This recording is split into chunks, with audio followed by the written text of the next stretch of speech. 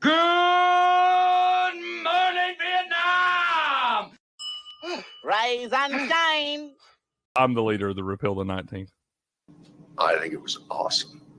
Sorry, whoever's offended by that concept, I don't care. I thought it was awesome. Because we have a tendency to think that way around here. My nigga. Y'all the ones bringing this stuff in here, but I'm the poster child for it. Where are you from, bro? Oh, I'm from Tennessee. Oh, that's a sick accent, bro. I haven't heard that before. That's awesome, dude. It's my team.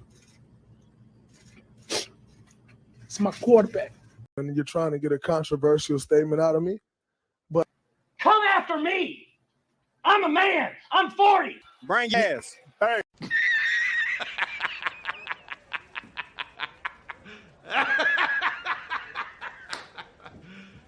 You serious?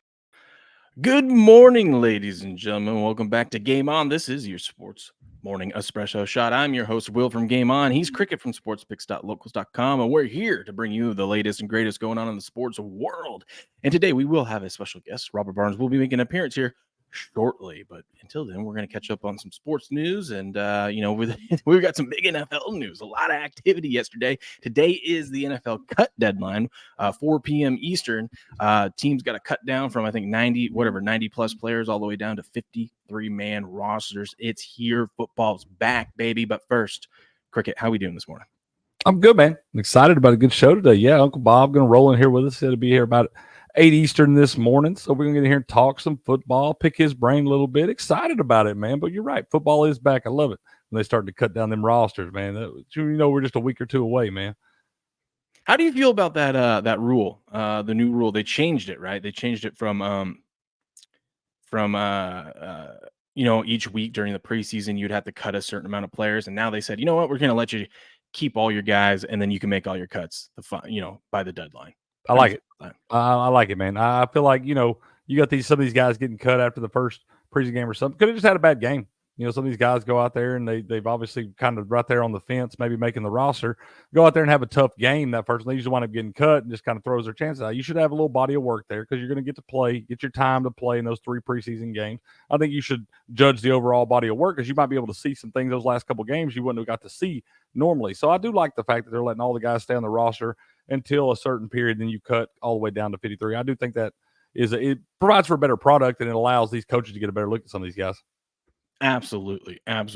By the way, I am dropping the links to all the things here in the chat. We have we're doing some contests this year, and we did it last year. It was a lot of fun. We do a pigskin pick'em. You got to pick every game against the spread over on ESPN. Come join our group. We got 27 strong in the pigskin pick'em. That's right. Let's go. See. And then we do an eliminator challenge as well. Or it's Survivor. They call it eliminator. It's Survivor. But I'm dropping these links. Sorry, that's why I'm distracted. So what you do is in the in our Pick'em League, you got to pick every game against the spread each week. Lines are posted by ESPN, so we all are picking from the same lines. And then what you do is you just pick that, and whoever has the best record at the end of the season wins, and you will win a free jersey of your choosing. Any player you want, we'll ship it out to you. And then probably some Game On merch too. I'll probably throw in some extra stuff because I do have the merch store created, and I'm slowly working on grabbing some things there. So there's those. I dropped it both in the YouTube side of things, the X side of things, and of course Rumble. Speaking of Rumble, let's say hello to our good friends over on Rumble this morning. Pissant's in the house. He says, good morning, Pissant. Miss Marlene's here. Good morning, boys. The wise sage of sports betting making a special appearance. That's right. Pissant's, if it wasn't for Tyler on WNBA, I wouldn't be down 5 units, but would be down 5 units, but I ended up 2. Atta baby. That's what we like to hear. Loki's in the house. He says, morning. Dickhead 12's here for Robert Barnes legal advice. That's right. You're gonna get I got a new favorite name in the chat, man. Let's go. I don't know how much legal advice you'll get this morning, but that man definitely dropped some knowledge on you there. So welcome in, Dickhead. Good to see you, man. Yeah. That's just fun to say, ain't it? Welcome in, Dickhead. We need to bring that back more. I feel like I don't hear enough people don't get called a dickhead enough. That's fair. They don't get called enough to Generation Too Soft, man. They can't. It's not even that. It's not even that's like tame for nowadays, I mean, I'll tell I my don't kid think you're going to get act a canceled fool. for I'll calling be someone like, a dickhead. my dad did it to me when I was a kid. If I was acting a fool, hey man, quit being a dickhead. Part of it. Yeah, don't act like a dickhead, and you won't get called dickhead. We got 7 strong in the eliminator challenge. We need to get some more people in the eliminator. So if you guys want to join those contests, those are the link. It's fun. It's free. So what do you got to lose, right? So go check that out. Right. Loki's in the house. He's just good thinking, dickhead. Blue's here. Blue, what up, buddy? Pissant says, "Whoa, Loki, coming in hot." Patriot 4165's in the house. Good morning, buddy. Good morning. Here's what we got on the menu today. When Robert joins us, I got a couple questions for him. A couple NFL topics, but we're going to dive into the world of college football and some of the big college football games and so forth. But before then, Cricket, let's rapid fire. There's one big major NFL news coming from yesterday, and it has to do with Patriot 4165's team. But I want to rapid fire through this. So I'm just going to read these off to you because I don't think that most of these are that important, but they're NFL news. So, for example, Titans are sending Malik Willis to the Packers in exchange for a 7th round pick. Okay, he's back up. Interesting. Cool. All right. Yep. Juju is actually expected to sign with the Chiefs. There's a photo going around with him. There was a photo of him going around of him like when he had his Patriot jersey on and when he was with the Patriots like 3 weeks ago. Underneath it, you could see through the white, you could see a Chiefs logo. So maybe he's always wanting to head back to Kansas City. Why wouldn't you, dude? Why wouldn't you? They just gave you a ring and stuff. I mean, that was kind of fake news to me because, like, I think Juju's obviously much past his prime there, but good for him, man. What do you think about this? I thought this is a more interesting angle. People are saying maybe this is the Chiefs knowing that they're going to get some bad Rashid Rice news. It could be. It could be I that. saw mixed things. I think this is just Juju wanted to come back to the team that he's most familiar with and have a chance to win, actually. So I don't think it really has to do with Rashid. I also saw something about Rashid Rice. Some guy got suspended for something, for a DUI. Some guy, I can't remember who it was. Jordan Addison? Jordan Addison, thank you. Mm-hmm. Maybe I do have that pulled up here. He got suspended for a DUI 6 games, but they're saying that Rashid Rice, rumors are Rashid Rice isn't expected to get any suspension because he's a first-time offender. I don't think it should matter. Well, that does matter. But at the same time, if you're street racing out there, you caused a multi-car accident, that's every bit as dangerous as driving around. I don't care if you were drunk or not, man. It's like, come on, bro. Yeah. That's funny. I was surprised it was 6 games. They're policy, that stuff, drunk driving, should never do it. That's just, it's bad all around. Even if you get away with it and nothing bad happens, not good. But 6 games, man. I thought that's like a 2 feels like a lot, don't it? Yeah, for I mean, some of the other stuff, these guys will be beating their wives and girlfriends and stuff and dragging them down the steps by their hair and everything. And they'll give them like 2 or 3 games. Yeah. Now, granted, I think DUI is a very bad thing too. You are breaking a crime and you are putting people in danger, putting yourself in danger and all that stuff. But it feels a bit extreme. It does. The legal process will play itself out and he'll get punished that way too. And it's like, I feel like that's a little extreme. Yeah. Morning, Buku. Loki, that is hilarious. He says, Will, I heard a rebuttal to your opioid bit. Tweeter on Varsity Blues said, Vicodin and 2 Percocet and panties drop. God, I love Varsity Blues. He'll say, it's nice. Tweeter. Speaking of that, thank you for reminding me. I wanted to plug this real quick. The Uncensored Pharmacist here. If you guys want to go check that out, I've got 2 live streams up. This is just a video clipped out of it. It's a new channel that I'm starting. You can ignore all this other stuff that I did years ago. I watch them. Hell, do what you do. Yeah, do whatever you want. It's all old news and stuff though. But yeah, I'm having some fun time over the Uncensored Pharmacist, getting a lot of good feedback, getting a lot of good views and likes and stuff like that. Gained 231 followers with 2 streams, so that's pretty cool. Let's go. And shout out to Rumble too for giving me some exposure on that. But if that's something you're interested in, what we I'm gonna drop the link to that right there. I go live and I talk about certain healthcare topics, whatever's on my mind or whatever big news and whatnot, and we'll cover some things because I feel like the reason why I created this channel was one, for an outlet for me to vent because there's so many crazy things that go on in the healthcare world that I'm just like, what are we doing? But also I feel like our generation, the younger generation, definitely doesn't understand how screwed up the healthcare system is, because why would you? You're not in it. You don't have to worry about it. But I want to shine some light onto it so we have some more awareness. So I'm going to plug this a couple times, throughout the week, maybe even later today if we get a bigger audience viewing in, which we've got 600 of you, over 600 of you guys in here hanging out with us. We appreciate that. But yeah, uncensored pharmacist. I go through some things. You're going to hear some things that you won't hear from other healthcare professionals. I'm not saying I'm right on everything. I'm just going to give you my lived experience. No, There's plenty of people that disagree with me on stuff. That's fine. That's the world we live in. But and you should push back on some things. But like one of the next topics I got us to talk about is going to be how these drug studies aren't really. A lot of these drug studies, you can't just read the headline, right? So, for example, for years, they went on to tell you that statins medications are very beneficial and help you prevent cardiac events and stuff like that. But now we're finding out that that's not true, but we might have always known that. But big business and big sugar wanted to go the other route. So things like that. That's what I got planned for one of the next upcoming shows. They're sporadic. I don't have a set schedule. It's just whenever I get free time, hop in for about an hour and do a show. So there's that there for you. Love that, man. And for any of you new folks, shout out to Rumble, taking such good care of us, man. Getting you the eyes on us, everything. For those of y'all that might be here to see the great Robert Barnes, he will be in here with us in just about 15 minutes, coming in about 8 Eastern time to talk some football and give us his opinion on whatever he may want to talk about there. I know you got some questions for him, so he'll be in here shortly, y'all. We're not clickbaiting you. Yeah, no. Dalvin Cook flying out to Dallas, huh? That's interesting. I guess we're just gonna Dallas is gonna collect all the washed up running backs. Used to be great running backs. A retirement home full of running backs down there. Jeez, what are we? Well, Zeke's gonna be the first down back, and Dalvin will be the second down back, and then yeah, so it's gonna take 3 running backs to complete a series. That's funny. It's all right. I feel they did something. Oh, you're not there yet. Keep going as you were. Yeah, Cleveland is expected to leave Nick Chubb on the physically unable to perform list, which means he won't be eligible for the first 4 games of the season. I feel like this is not a shock to anyone. No, I thought it would have been a long stretch anyways for him to come back week 1. Apparently he is out there. He's doing drills. He's looking good for a guy coming off the surgery that he had. But, I mean, probably give that guy as much rest as he can.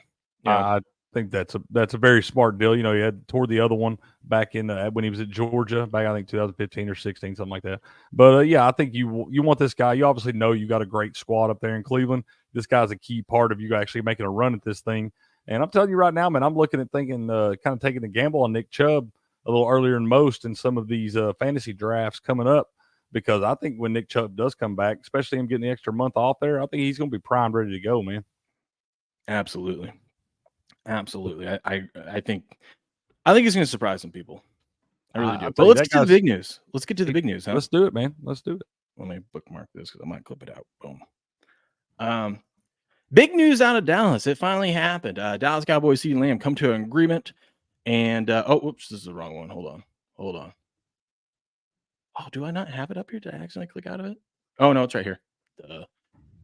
Breaking news out of Cowboy camp. CeeDee Lamb and the Cowboys come to an agreement to get a record 4-year, $136 million contract. Makes him the second highest paid non-QB in NFL history, right behind Justin Jefferson. Mm-hmm. Now, some people, one thing I want to talk about this is that a lot of people, and this is what I've heard from Cowboys camp, a trusted reporter that has been there in camp. He claims that this was never about the money with this deal, meaning they agreed. Like the market in the NFL is kind of the market, right? If you're a top 5 guy, you're going to get top 5 money, and you kind of, it's not who you are, it's when you are. So when you're up for contract, you're the next guy that gets paid all that kind of big money, whether you're quarterback, wide receiver, left tackle, whatever. Running back, not so much, because usually they're past their prime when they're ready for a contract. But the deal with this was they agreed on the average per year salary, right? They agreed like whatever is 34 million. They were fine. CD was fine with that. What Jerry wanted to do, Jerry wanted to do what he always does and lock these guys in for a 6, 7, 8-year contract. Yep. Why? Because Jerry is, I mean, a lot of people don't like the dude and think he's an idiot, but he's actually very smart, especially when it comes to business. Why do you lock a guy like this, a number 1 wide receiver, in for 6, 7, 8 years? Because you know that the salary cap in a year or two is going to be up over 300 million, and that cap's just going to keep going up and up and up. Yeah. And the next, I mean, I wouldn't be surprised if we see a wide receiver in the next 2 seasons sign a contract where he's the number 1 wide receiver in the league and he gets 40 million per year. You know what I mean? So that's what JJ's getting right now. Yeah. I think he's getting 35 per year. Oh, I thought he was 4 years, 140 million. Oh yeah, I guess 35. But it'd be 35. Yeah, that'd be 35. Yeah. 4 for 160 would be 40 a year. So yeah. So Jerry knows like these if you're going to get a guy, a top 5 or wide receiver for a majority of that time, you want to get all of his prime. You're going to pay him good money, but he wants to, and it's attractive, right? Imagine if he would have signed like so he signed a 4-year 136. What if Jerry would have come in and said, "Hey, we'll give you 8 years, 270." You see that big 270 number, right? And you're like, "Dang, that's a lot of money." But so I could see why someone would just take that guaranteed now. And, because of risk of injury and whatnot. But CD, since he is still, young and whatnot, he wanted a 3 or 4 year deal contract. Why? Because he wants to be able to hit the market or renegotiate his contract when he's still in his prime. I don't think he'll be 30 yet by the time this deal's done. So that's smart on his part. Now he's gambling a little bit, but then again, you're saying, well, you're getting a 100 plus million. And if something bad happens and you just end up sucking and not being a top 5 wide receiver, you still got paid, right? So you're good. You're good. Yeah, absolutely. Yeah, there ain't nothing wrong with that. Yeah, the record. I mean, it's about time. About time. We thought this guy should have been paid. We know he's one of the best players in the league, and I'm not so sure. We love Justin Jefferson. Know how great a player he is, but I'm not sure that CeeDee Lamb is even a step behind that guy. And in my opinion, maybe with the quarterback that he has at his disposal with Dak, is probably better. What's the first thing you think of when someone says CeeDee Lamb? What's the first thing you think of? I don't know. I'm probably not going to give you the answer you want. I mean, I think I always go back to draft day when his girl was trying to take his phone and he snagged that right out of her hand and said no. Hey, what are you doing? Have you lost your mind? Yeah, but yeah, I don't think she's around still. Probably not. But now, the record is a record signing bonus here. 38 million signing bonus. Yes, it's the biggest signing bonus that anyone's got. So he got paid. He's happy. Now, are you worried about this, Cricket? Are you worried about? So we've seen before with these, like Debo was the most recent I can think of these wide receivers that hold out and wait, and then they get signed right before the season start, but then they didn't go through football camp. I'm not saying the guy doesn't know how to run routes and stuff like that, and I'm not saying he's not in shape, but there's football shape, and it seems like these guys are at higher risk for injury after not going through a whole month of prepping for what your body and what you got to get ready for. And then obviously reps with Dak. I mean, they have a connection, but you want to get back in. I think they still got a couple of weeks that they'll be fine. Yeah, but CD, it ain't like CD's been laying on the couch eating Cheetos, man. I know, but there's football shape. There's football, there's game speed. You got to get back up to all that and everything. But the guy's in incredible shape. He's been working out and all that stuff. You're not sitting here screaming for $140 million and not doing what you're supposed to do just because you don't want him to say yeah and then come out and look like a piece of shit after you sign that big deal right there. CD's going to be just fine, man. I think so. It's about time that they paid him. About time. Jerry, we know Jerry's from the old school there, and he don't like to renegotiate contracts and all this stuff. But here's the thing, they talk about Jerry says he likes to drag them out through the summer. Yeah, make it dramatic and keep it. We've seen this for a decade now with a plethora of players that have come through this organization for this guy. So he's going to do this. We talk about the salary cap going up every year, but also the worth of these franchises are going up every year. Cowboys now worth over $10 billion. So it's like, Jerry, shut up and pay the man. Come on. Well, poor CD. It looks like he's getting a lot of money, but he really isn't. Because if you look at this, Cricket, this is how it breaks down. $34 million per year from the team. $12.6 million goes to federal taxes. $1 million goes in jock tax. I don't know what that is. $1 million goes in agent fees. $800,000 for FICA/Medicare, and then no state income tax, so he doesn't even have to pay state. So without a state income tax, he still only walks away per year $18.6 million. How's this man going to live? I don't know how he'll survive, dude. I don't think he'll make it. Yeah, I feel bad for him now. I feel bad for him. I feel sorry for him. Poor guy. Yeah, damn taxes, man. These contracts are ridiculous, bro. Yeah, it's not the NBA, but it's ridiculous. I mean, but come on, Uncle Sam getting $12.6 million. Uncle Sam wasn't in the weight room with him all those years. What would Uncle Sam got the best agent of anybody. I'm just saying. Uncle Sam always getting paid. Yeah, he's got the law enforcement behind him. I'm gonna go refill my cup before we get started in this next thing, but I'm gonna. I'll hang out with you. Loki says, "Are you gonna post contests on X or Sports Picks? If you're talking about the contest I just shared, I did post them in Sports Picks the other day, so it is there. I will repost them multiple times on X and in the Game On community and the Sports Picks community, so no doubt. But I'll be right back. All right, buddy, do you think? Hang on, chat. Oh, our guy Tom Bong's in here. He says, Who gives a F about these Roman games of the past, you dumb effing sheep? They're just there to distract you and entertain your little tiny brains. Well, I'll tell you what, Time Bong, we must entertain your little tiny brain quite a bit, man, because you got to make sure to pop in here 3 or 4 days a week and say the same damn thing. I'm not even sure if you're smart enough to come up with something else because you say that same damn thing every time. And I'll tell you what, bro, you need to smile more. You seem real upset and angry about a lot of things. You need to smile more. And yes, Loki, I will take care of that today. When I get off here, I will post all these contests, the links to all that stuff over on Sports Picks. We'll share on the X, and we'll do all that stuff. I love you, buddy. Don't ever change, Time Bong. Please don't ever change, man. Please just be yourself. Stay true to yourself, man. Yeah, maybe just Did you see this, Cricket? A little more Did creative. You see this? What? We had history yesterday. Where's it at? The first time in MLB history, a player has officially played for 2 different teams in the same game. Whoa. What? Yep. Danny Jensen played both for the Blue Jays and for the Red Sox in the same official game. I didn't even know that was legal. Well, here's how it happened. Most of the time it's not possible because you're not playing the team you're getting traded to there, so you'd have to travel across the country or whatever. But this is crazy, bro. Yeah, it took it took special circumstances. So this game was originally played back before the trade deadline, I believe in June or July. Got suspended midway through the game, and he was on the Red Sox. He since then got traded to the Blue Jays, and they resumed the game, the official game, yesterday, and he was on the Blue Jays. So that's how it happened. Okay, I was sitting here, I was like, did they send him to the other locker room to change jerseys in the 4th inning or something? What are we doing? No, because we're way past the trade deadline, right? So. That's what I was thinking. I was like, how is this even possible? But that makes sense. That's pretty crazy, though. Yeah. The fact that's never happened is pretty nuts. You got to have a lot of things kind of come together there to make something like that happen. That's pretty nuts. Shout out Danny Jansen, man. Got your name in the record book. And real quick, while we got all you guys here, let's talk about something real quick. Let's talk about it, man. Let's talk about True Social, huh? We got an account over at True Social. You can give us a follow there at Game On Show. Go check it out. Big Tech is suppressing free speech everywhere, and it's clear their censorship campaign is going to get even worse. Without free speech, we won't have a free society. That's why you need to dump the big tech bosses and join Truth Social movement today. At True Social, you can get all your news and opinions, set up or join groups based on your hobbies or interests. If you're into sports betting, or you got a sports community, you do that. If you're into betting the ponies, you can get a little ponies group going over there. That'd be fun. And make yourself heard on any issues without being squelched by big tech censorship. Join the network that is the leading platform for direct, unfiltered access to Donald Trump's social media posts.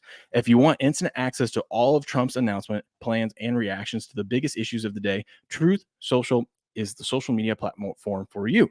Break free of big tech suppression, strike a blow against cancel culture, and reclaim your right on America's premier free speech social media platform. Join True Social today. And like I said, we have an account over there. I need to post more over there, but I mean, I've been trying to look at post today stuff over there. Go check it out at Game On Show. So go over to truesocial.com, sign up, and once you do, go give me a follow at Game On Show, and I'll give you a follow back. How about that?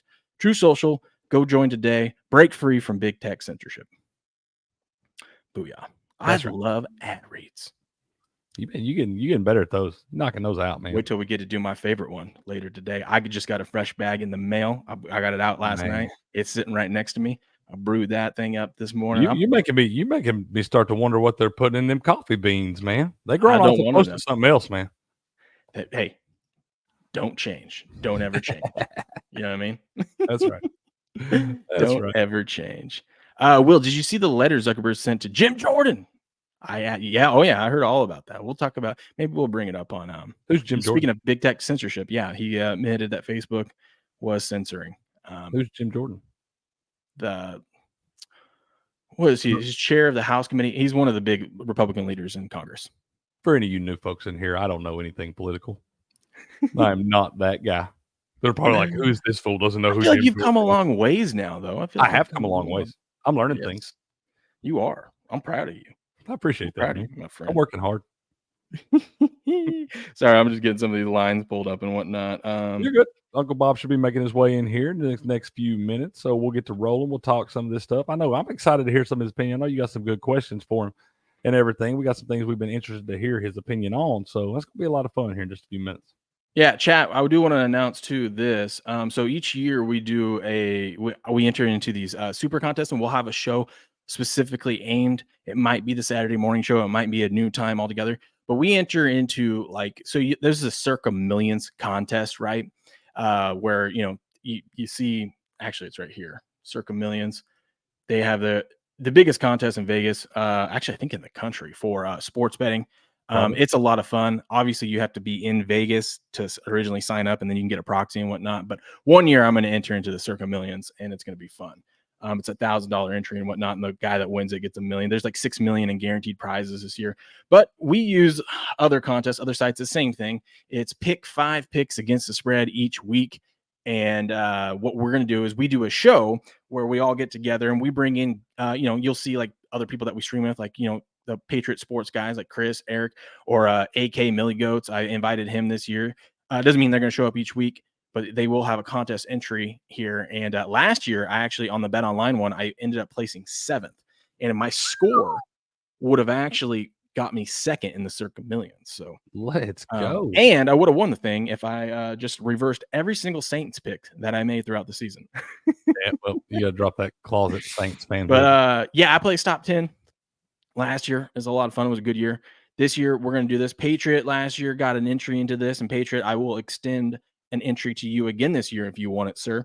But we're also going to do a chat entry. So whoever shows up to those shows, chat, you hop in, and we're going to just take the best picks, the most, what everyone in the chat agrees on, even if, majority rules in that one, but we'll make a chat entry here. And so as the show's going on, you guys can drop the picks that you like, and we'll enter into the contest, and we'll see. And the idea is, you just go all season long and try to see whoever has the best score at the end of the year.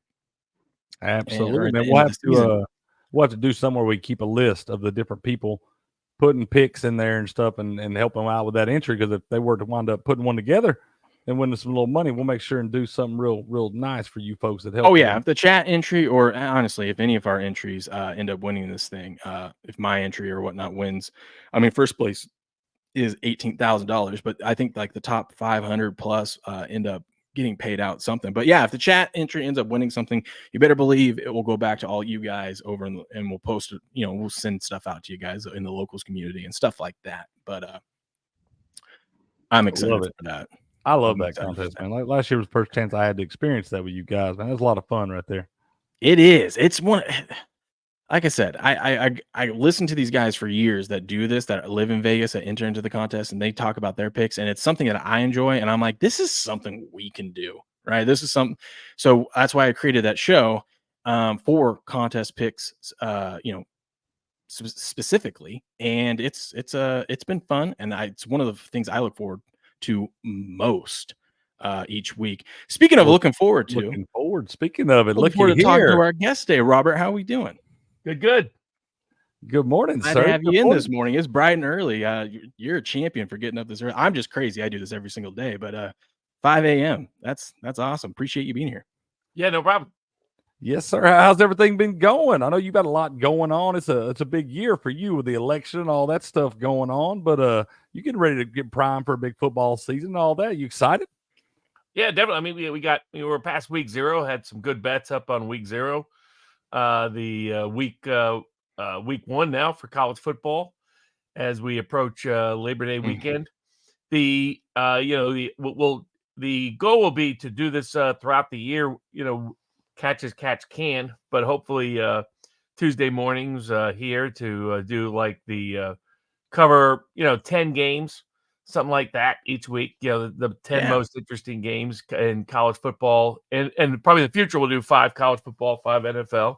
Give you our picks and previews for each of the games as a form of college football and other forms of sports betting sort of really starts to dominate in the United States. And then you guys probably can have we'll have ideas on player props or what you might be looking for before the lines are up. There's even going to be now college football player props in more and more markets and big games. There were some this past weekend that people, barely missed on, and some others. Same with in fantasy football impact. You guys know that a little better than I do. So it'll be fun sort of week. We were off to a good. If you had a subscription to sportspicks.locals.com, where we help put the odds in your favor, you would have already tripled your investment in an annual subscription on average just in the first 2 weeks.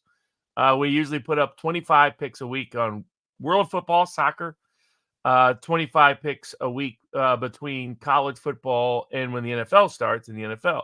So you have 50 picks a week you can, pick from as you will like, but basically over 200 picks a month, 2,000 picks a year. We also have picks on political bets, picks on, is the Federal Reserve going to, raise rates or not, or drop rates, and where and when and how much, and all that kind of stuff on whether a judge will dismiss a case or grant a case when those, Polymarket has all these betting markets up now. So you can bet on all kinds of things.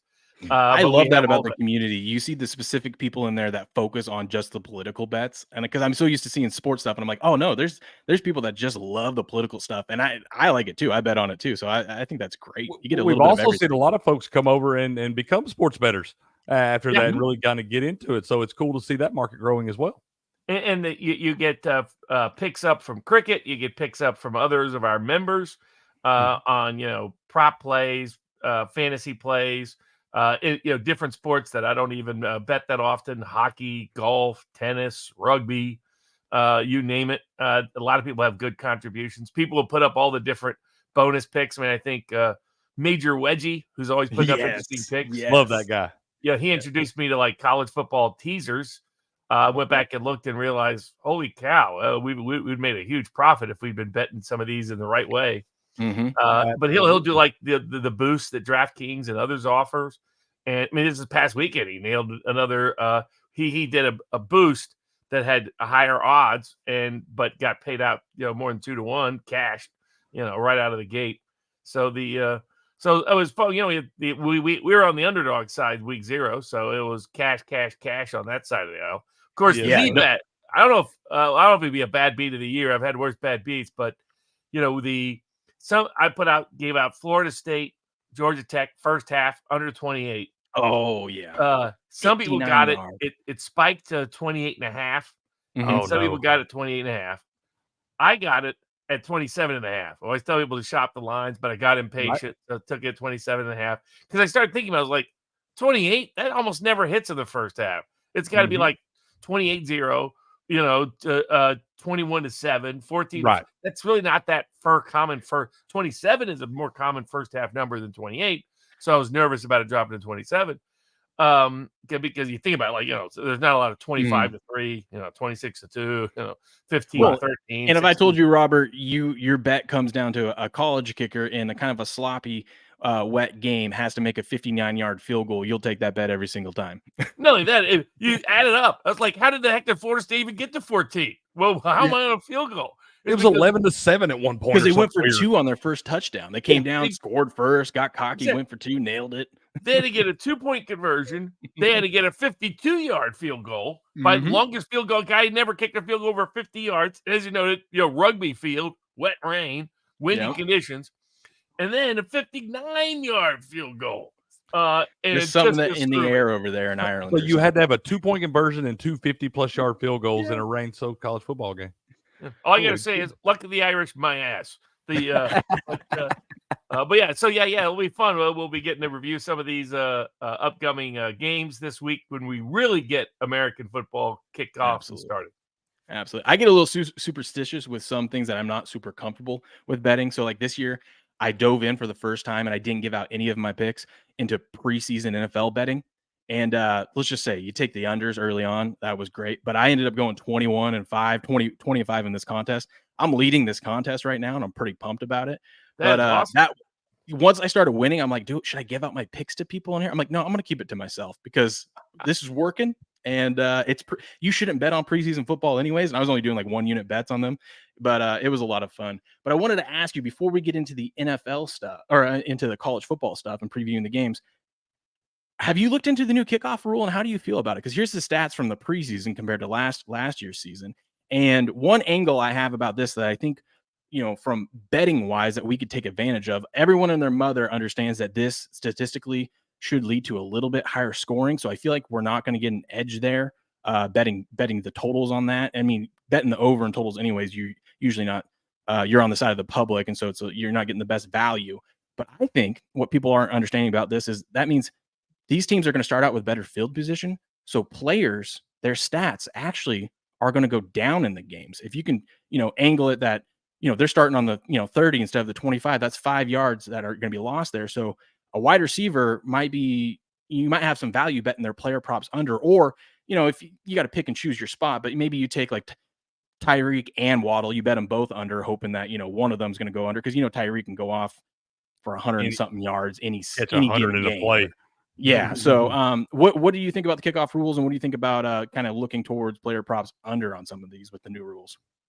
That's a very interesting take, because I'd seen different analysis as to whether it would impact. We would definitely get more returns, but would we get more yards? Would we get return touchdowns? And people that had done the deep dive that I had seen were predicting maybe a slight yardage improvement, but that was a bit. We wouldn't see returns for touchdowns or things like that. It would minimize injuries is the other thing is that it was designed to do. But that's a very interesting take, that if you're getting better yardage, it's going to slightly trim the total yards in a game by up to 10 yards, 15 yards for the team. And then you aggregate, you add that, and that's going to come off somebody's numbers. So somebody's passing numbers, somebody's rushing numbers, so that's an interesting take. And then whether or not it adds a half a point to the game total on average. I'm seeing that they're saying it's going to add a point on average, is what the consensus is, about a point in scoring. That would seem just a little high to me, but because the flip side is you get a little bit better position. You don't drive down and score. The question is, will punt return teams on average be getting worse field position? Yeah. So figuring out how that would factor in, because a team doesn't, do they on average progress when they're punting also 2, 3, 4 more yards? And then how does that play out? Does that give them a little bit? Does that put the other team in a worse position? So, more chances of teams going for it on fourth down, because you get one first down. So they're projecting, the new average starting position in the preseason. It was almost 29 yards. They're saying about 30 is what they're expecting, compared to 26 last year. So you're looking at 3 or 4 more yards in field position. But you get one first down or two, and you're at midfield, and with analytics and everything, you might have teams going for it more, which means they don't get it, then now, you're starting at midfield for your drive instead of, back at your 20 or 25 when you normally would. So it kind of cuts both ways there. But yeah, that is good angle there. It could be a double-edged sword with something like that. You look at the fourth down attempts go up. You obviously, the drive could continue there and allow them more opportunities to continue, getting yards and things like that. But for those of y'all who don't know, if you player prop bettors out there, the player props are going to go under. It approaches about 70% of the time. It is much harder to do something than it is to not do something right there. So I think that it's at least early on, until we get a body of work on this kickoff rules and stuff. That's something you're really going to monitor. So maybe for the first month of the season, you really kind of be careful with your player props there. Kind of just, fill it out. You're looking under. Yeah, I think that's the way to do it. If you're going to do it, that's the way to do it. I wouldn't go just expect people to be putting up huge numbers early on right there, because it is going to tweak it a little bit right there, but it could be a double-edged sword. I would recommend more just monitoring it mostly for the first, 3 or 4 weeks of the season before you really started piling on those. Absolutely. Robert, by the way, we're about to get into college football. Do you ever enter into these contests, like the Circa Millions or anything like that? I did I think I've entered them twice. It used to be just the Superbook that had the big contest. So I've entered the Circa Millions once and entered the Superbook one twice. There used to be there still is a service, so that if you're ever out in Vegas and you sign up, then you can email or text your picks, and the service will enter your picks. So you no longer have to physically live in Vegas to participate. Yeah, the rule is you can go. You have to be there for sign up. You have to fly in for sign up, which they just did this past weekend, was the big promotion week and whatnot down there. And then you can hire a proxy service, and they usually take a percentage of your winnings if you do end up cashing. And that is pretty cool, because then one year I want to do this, but someone like me would definitely need something like that, because I'm not heading down to Vegas every weekend to submit my picks. But they're fun. I think it's a lot of fun. We do a show each week. We have contests, so I buy a bunch of entries over here. We do it on an online one. It's the same thing, just not as big as the Circa, obviously, but we have like an entry for the chat. So the chat during the show gets to make their picks. We bring on guests and stuff that people we collaborate with throughout the year. They come in during the show, they'll give their picks, and we make entries, and it's a lot of fun. It's just, trying to find the 5 best games. You just realize how hard it is to narrow 5 picks each week. And I tell people, enter into some of these free ones, like over on ESPN stuff, so you can really appreciate how tough it is to pick the NFL each week. Mm-hmm. Especially against the spread. Oh, yeah, absolutely.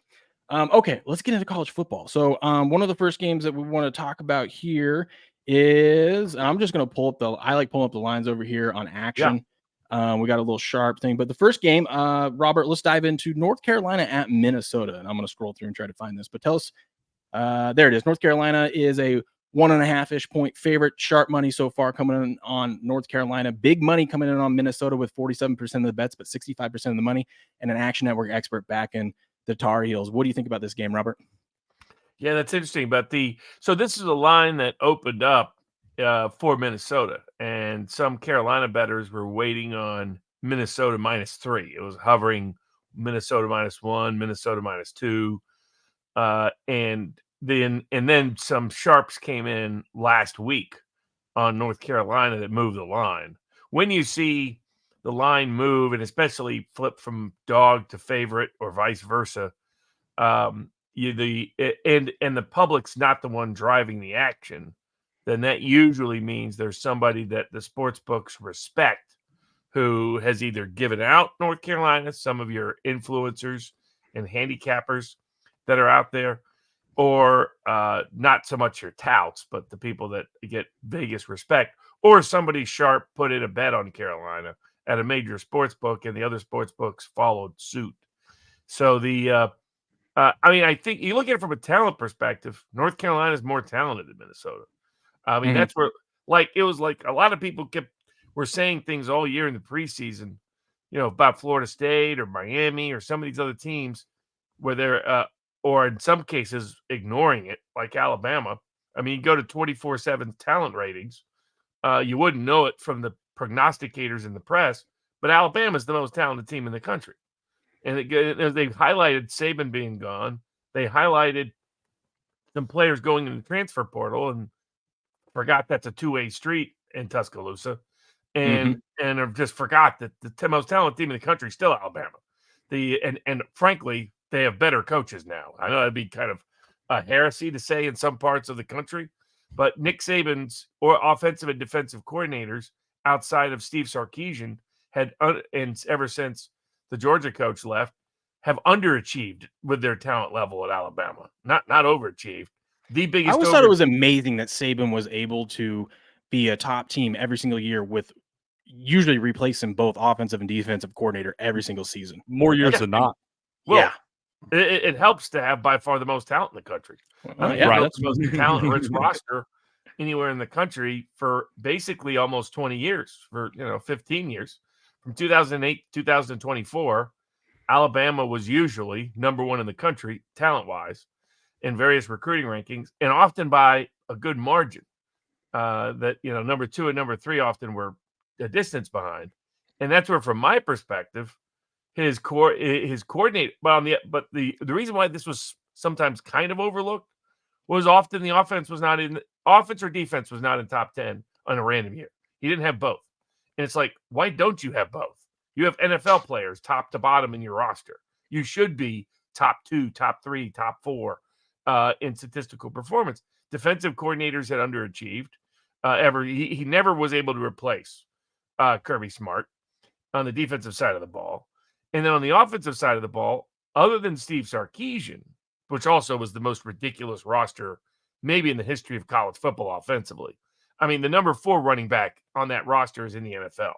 The number 5 wide receiver is in the NFL. I mean, one of them quite literally drove himself out of it, but that's another story. But I mean, just ridiculous talent. But now you bring in the Washington coaching staff, which quite frankly has done more with less than any coaching staff in the country the last half decade. True. And you give them that roster of number 1 talent. And people are forgetting that while they're hyping up Georgia, hyping up Ohio State.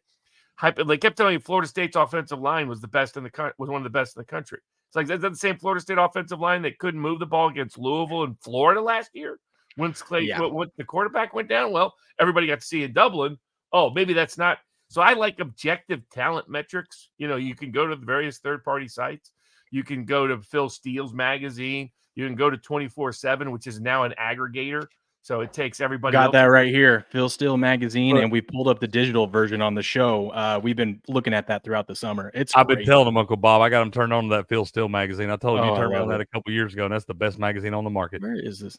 Oh, yeah, it's great because he does his own talent recruiting. It's an aggregated talent recruiting rankings. 24/7, the same. And so you look at those talent ratings, and North Carolina is better than Minnesota. In fact, North Carolina is a good bit better than Minnesota. So I think probably the wrong team is favored and was favored in the game. Now the question is, Minnesota's been an overachiever until the last couple of years. Now the defensive coordinator is gone. They're bringing a quarterback from New Hampshire. So, I'm not big on the North Carolina train. I like Drake May, and he's gone. The offensive line has been shaky, but you can't do but better on defense because Chiswick's gone. And I mean, Chiswick had lost it 10 years ago. How Mac Brown still gave him a job was beyond me. That was some of the worst coordinated defenses in all of college football. So, and they have plenty of talent on the defensive line. Carolina's he's back to his first early days at North Carolina when he had guys like Peppers and the like who were just dominant on the defensive line. So if they get a defensive coordinator that's just competent against the Minnesota offense that wants to run the ball and needs to win the line of scrimmage, I think that it will be tough for Minnesota to win. I think Minnesota could have a losing season. So my pick for the show will be North Carolina -2. Okay. I like that. I feel like the PJ Fleck love is kind of worn off too. More the hype around him. The row the boat mentality is kind of slowed down a little bit. For me in this game, man, the biggest key is going to be which team can control the line of scrimmage here. Both these teams got great running back rooms. You got Omarion Hampton coming back to North Carolina there, which led the ACC last year with 1,504 rushing yards. So he's a 220-pound big guy that runs. He's got a 4.4 speed. So, I mean, the stud right there, probably going to be a future player on Sundays there. But Minnesota also has a very stacked running back room there. You look at a guy like Jordan Newman, who in his first start last year had 204 rushing yards against Michigan State, and he's probably going to be the number 5 running back in the room this year after the portal. They dipped into that portal pretty good there. We're able to pick up a few guys, Marcus Major from Oklahoma, C.I. Bangura from Ohio, Jaron Mangum from Michigan State. So all those guys have been starters at their previous schools coming in now. So you got a plethora of talent there. The offensive line for Minnesota is better than what's coming back for North Carolina. They lost some key pieces of that last year due to graduation or whatever. But the defensive line on the other side there, I feel like I give the edge slightly to North Carolina in this spot. So it should be an interesting matchup for me. I haven't decided exactly what I'm going to do on this. I'm kind of leaning Minnesota just due to the plethora of running backs there in that room. If Omarion Hampton was to go down, then you're looking at a guy coming in like Caleb Hood. He did have 4 starts in 2022. And you had USC transferred Darwin Barlow there and True Frost Davion Gauss, who was Phil Steele's number 23 running back coming out of high school. So they got a lot of talent in North Carolina too. But you see a major step back if Omarion Hampton, God forbid, was to go down somewhere right there. Minnesota's got a lot of guys they can plug and play. Like I said, the guy that's going to be number 5 on the depth chart now had 204 yards in his first start last year against the Michigan State team, which is going to be much better this year. But I think it's whoever controls the line of scrimmage in this game is really going to be the one that can set the tone early there, maybe jump out to a lead and try to hold it off late. But I don't see any clear-cut advantage in this game for either team. North Carolina got the slight talent advantage there. But this is going to be a tough one for me. I may wind up staying away from this one altogether. One thing I learned from week 1, or this past week in week 0, right, is no one knows anything about these teams. I mean, hence all the underdogs ended up covering. Shout out to Delaware State. Cricket told me not to take the 40 points. I said 40 points is way too much.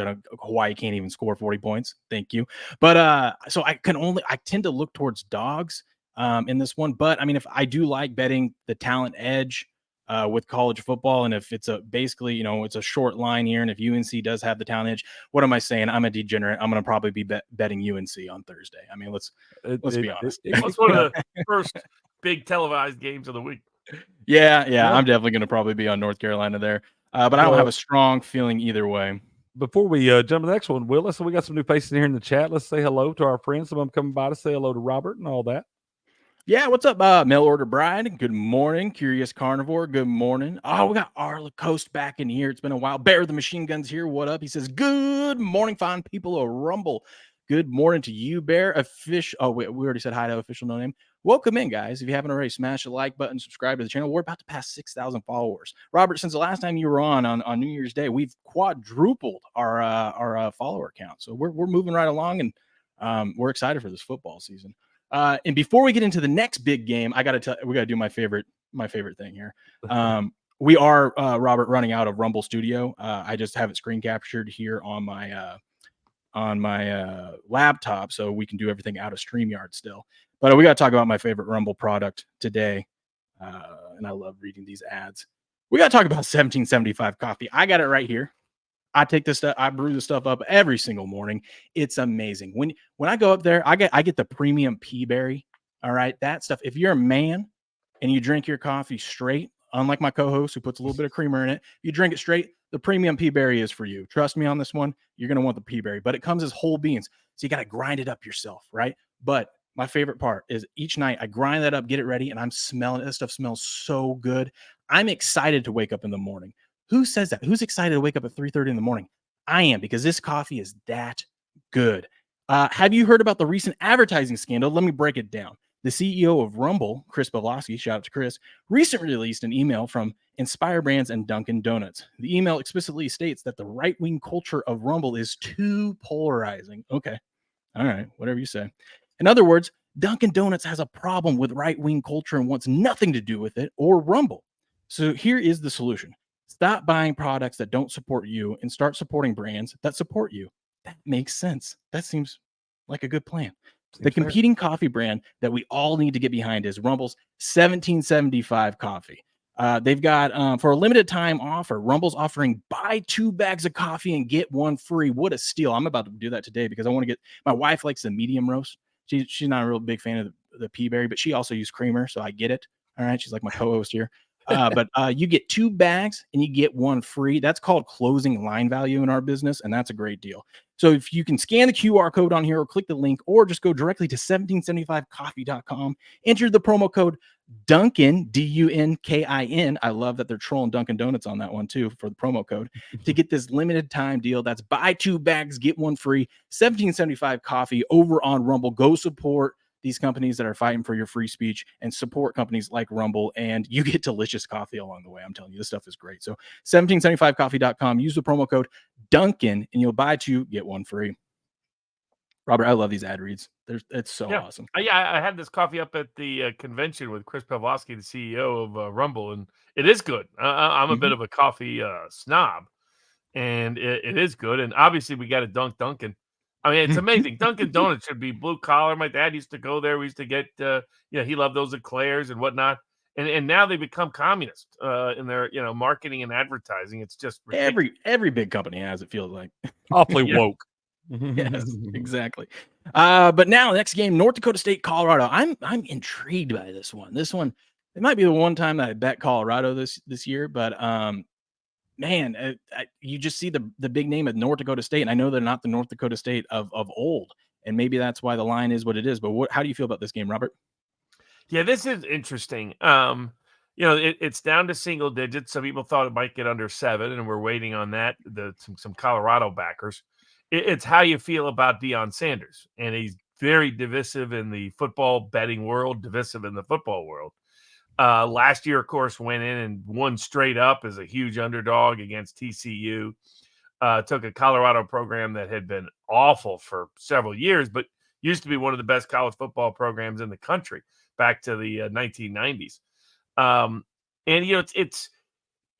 This will be sort of, we live in the transfer portal era. It was one of the things watching a lot of the other handicapping shows and a lot of the other sports prognosticators and in the press that I thought there was a lot of undervaluing this year, which is we're now in peak transfer portal era. And what that means is programs that are completely new, programs that have new coaches, a massive turnover. It doesn't mean what it used to mean. We saw it with New Mexico against Montana State. We saw it with Nevada, giving SMU a tight game. as massive underdogs, both of them only losing in the last minutes of the game. It's first year coach can completely turn over a roster now and bring in a whole. It used to be a first year coach taking over a down program. It would take them 2-3 years to get their players in so they could make a difference. Now they can go handpick guys that fit their scheme. I like it this way better, by the way. I mean, I think I like to. I'm more for player empowerment, and so the transfer portal and transfer rules. I like it. If they want to bring a bunch of guys, you want to get someone like Dion, very famous player, and then obviously a big personality wants to come in and coach a school like Colorado, and then just transfer all the people that he can bring with him. Yeah, sure, let's do it. Why wait a year or two? And before you get into your take on the game, Robert, how do you feel about Dion and his clause in his contract that allows him to censor certain reporters? They've had the big story about the Denver Post reporter who can't ask him questions anymore and all this stuff. To me, this is kind of crazy. I feel like I love Coach Prime and love what he's been doing for the last couple stops at Jackson State before Colorado. But I feel like when you sign up for this sort of thing and you're a guy like Prime who's all in the media, beating your chest, doing all this stuff, that comes with the territory. And you get paid a lot of money, and all you got to do, you're answering questions on your football team. That's that man's job, too, to go into these press conferences, ask you questions, write articles on it and everything. You don't have to like what he writes. That's part of it. Not everybody's going to agree with you. But how do you feel on this? Should Dion have – because Paul Feinbaum has been pretty vocal about it, and I don't agree with everything Paul says, but I kind of do agree with him on this, man. I think it's kind of bullshit, really. And do you think Dion should have a clause like this? It's kind of foolish, in my opinion.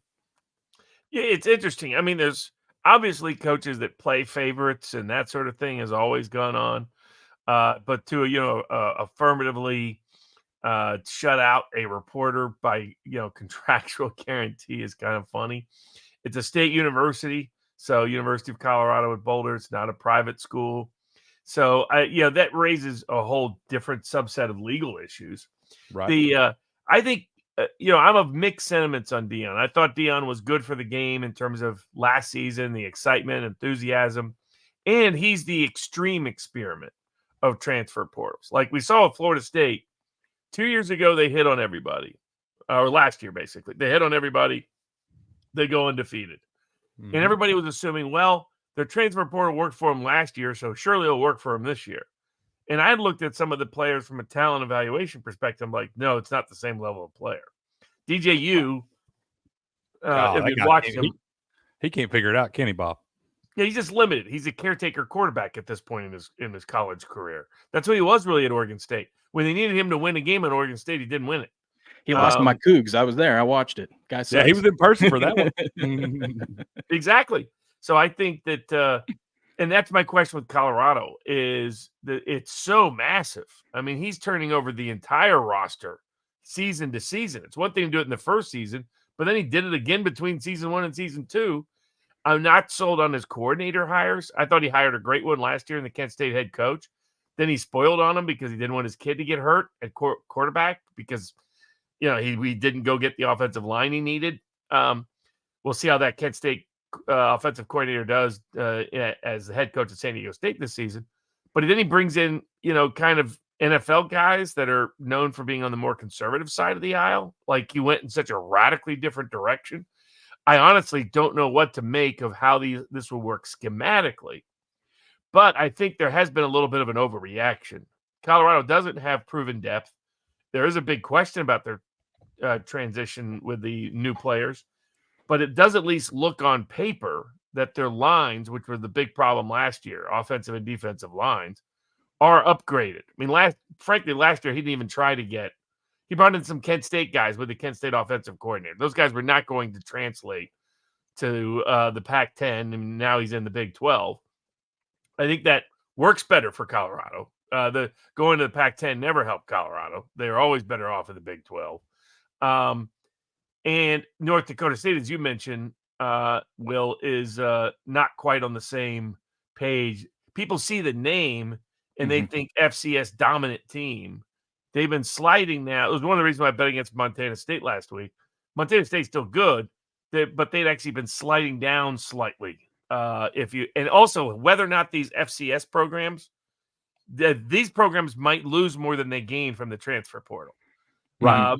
Maybe they pick up some guys that want to play playoff football that are at the higher level. But like at least with Montana State, they lost more of their key guys than they gained. North Dakota State might be in the same bucket. So I think Colorado also, all the negative talk about Deion, if he has any chance at all to run it up, he's going to.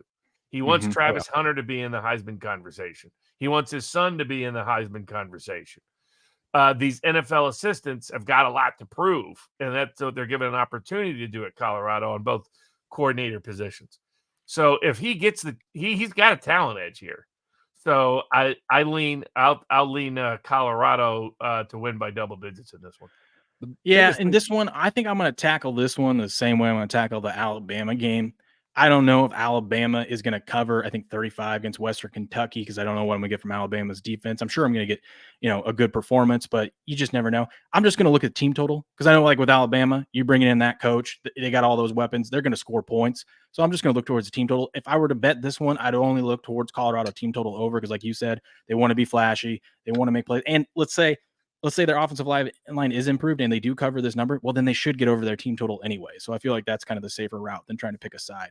Because Florida State's got me all worried about taking big favorites now after getting burned. You got to be careful there with that. I mean, the biggest thing for me here is I look at Colorado was pretty beneficial when it came to and this is why y'all need the Phil Steele magazine, y'all. But pretty beneficial in the plus in the turnover margin last year. They were plus 11 in the turnover margin there. Teams with a positive double-digit turnover ratio have had the same or weaker record 73% of the time since 1990 right there. They got to, I think 4 wins last year. They got their win total sitting at 5.5 now. I don't think this Colorado team gets over that. They got the what's listed as about the 13th toughest schedule in the country this year, and it just feels like they're going to have a tougher go at it. I don't think they did enough in the transfer portal to improve those offensive and defensive lines. That's where they really struggled last year. And if Shadir can't stay upright, he can't throw the ball down the field. He can't get it to Travis Hunter and do all those things. And I think you would look, when you've got guys like Travis Hunter, you focus solely on taking him out of the game plan there. And if you can do that, the team takes a drastic step back. So it's going to have to see what the lines are able to do. But I think overall, I don't know that it'll factor in as much against the North Dakota State team. But overall body of work for y'all, you still put your futures in and stuff like that. A lot of these teams have not kicked off yet. But I think I like you can get a little plus money on it right now, but I like Colorado to go under the 5.5 wins on the season. I just don't think they're going to benefit from near as many turnovers. And I know they have a lot of talent there, but there's a lot of inner locker room things that are going on that make me question stuff like that. And I still don't think they did enough on the offensive defensive line. Yep. Good morning, MB. And then Arlico said, at first I was against the transfer portal system, but given the extreme politics with it in teams, the transfer portal can take away some of their power and give it to the players. Yeah, I like it. I mean, why make them wait a year? I mean, there's a strategy to being able to utilize that thing as well. You see some coaches that do a very good job at it, and you have guys like Dabo Swinney that almost refuse to use it, and you saw it hurt him last year. A lot of people will tell you, Phil still doesn't necessarily agree with that part of it because he thinks that Dabo does recruit well and all of those things, but it clearly was a little bit of a disadvantage last year. Yep. Next game we got is TCU Stanford. Looks like TCU is about a 9-point favorite. Opened up at 11, but you got sharp money and big money on one side with TCU. 85% of the money on TCU. We got an Action Network expert taking the points of Stanford. Where are we going with this one, Robert, on Friday night? Yeah, it's interesting. It's another place where there's been counter public movement, so that the public has been on TCU most of the time. And you could see that coming in. TCU is the bigger brand name in recent years. Stanford's been a down program. TCU was in the national title game 2 years ago. Sonny Dykes, a legendary coach, the Stanford coach, a well-respected coach in coaching circles, but otherwise a public unknown. So you combine the two. Stanford now in the ACC, which is ridiculous. The Atlantic Coast Conference is on the West Coast, but TCU in the Big 12. So. But the revamped Big 12, which actually gives them a better chance to win the Big 12 now that there's no Texas, now that there's no Oklahoma, though they had won it with those programs in. Stanford, the interesting thing with this is why. So when you see an anti-public line movement, that's usually a sharp movement. In other words, it's somebody the books respect has saying, oh, our line is too big in favor of TCU, despite the fact that all the public money and all our tickets are and all our liability is on the TCU side. So and what that is there's some betting circles that really respect the Stanford head coach if he's given time. If you look at last year, when he had an extra week to prepare, he put up huge numbers against Colorado, and he put up huge numbers against somebody else that was actually pretty decent. He's a great offensive schemer if you give him lots of extra time. And that's what he has for this TCU game for week 1 of the year. TCU has a slight talent edge, but it's not like a huge talent edge.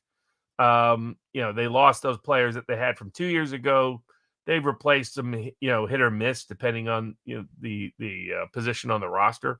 Should be a solid Big 12 team. But Stanford he's slowly building a better program there at Stanford, and so I would go with the Sharps. Stanford I would really love it if Stanford got back to hitting +10. You get Stanford as the other factor is double-digit underdogs at home with any degree of national TV coverage has been a profitable bet now for like 30 years. And what people have monitored, does that stay up even if they're on like CBS Sports cable? The answer is yes. And it's because if the game is worth putting on the air, chances are the game is two things. Chances are that the game is a little more competitive than the sports books have it as. And that big home underdog tends to really get up for the game because it's their one chance to be on TV or, one of their only chances to be on national TV coverage.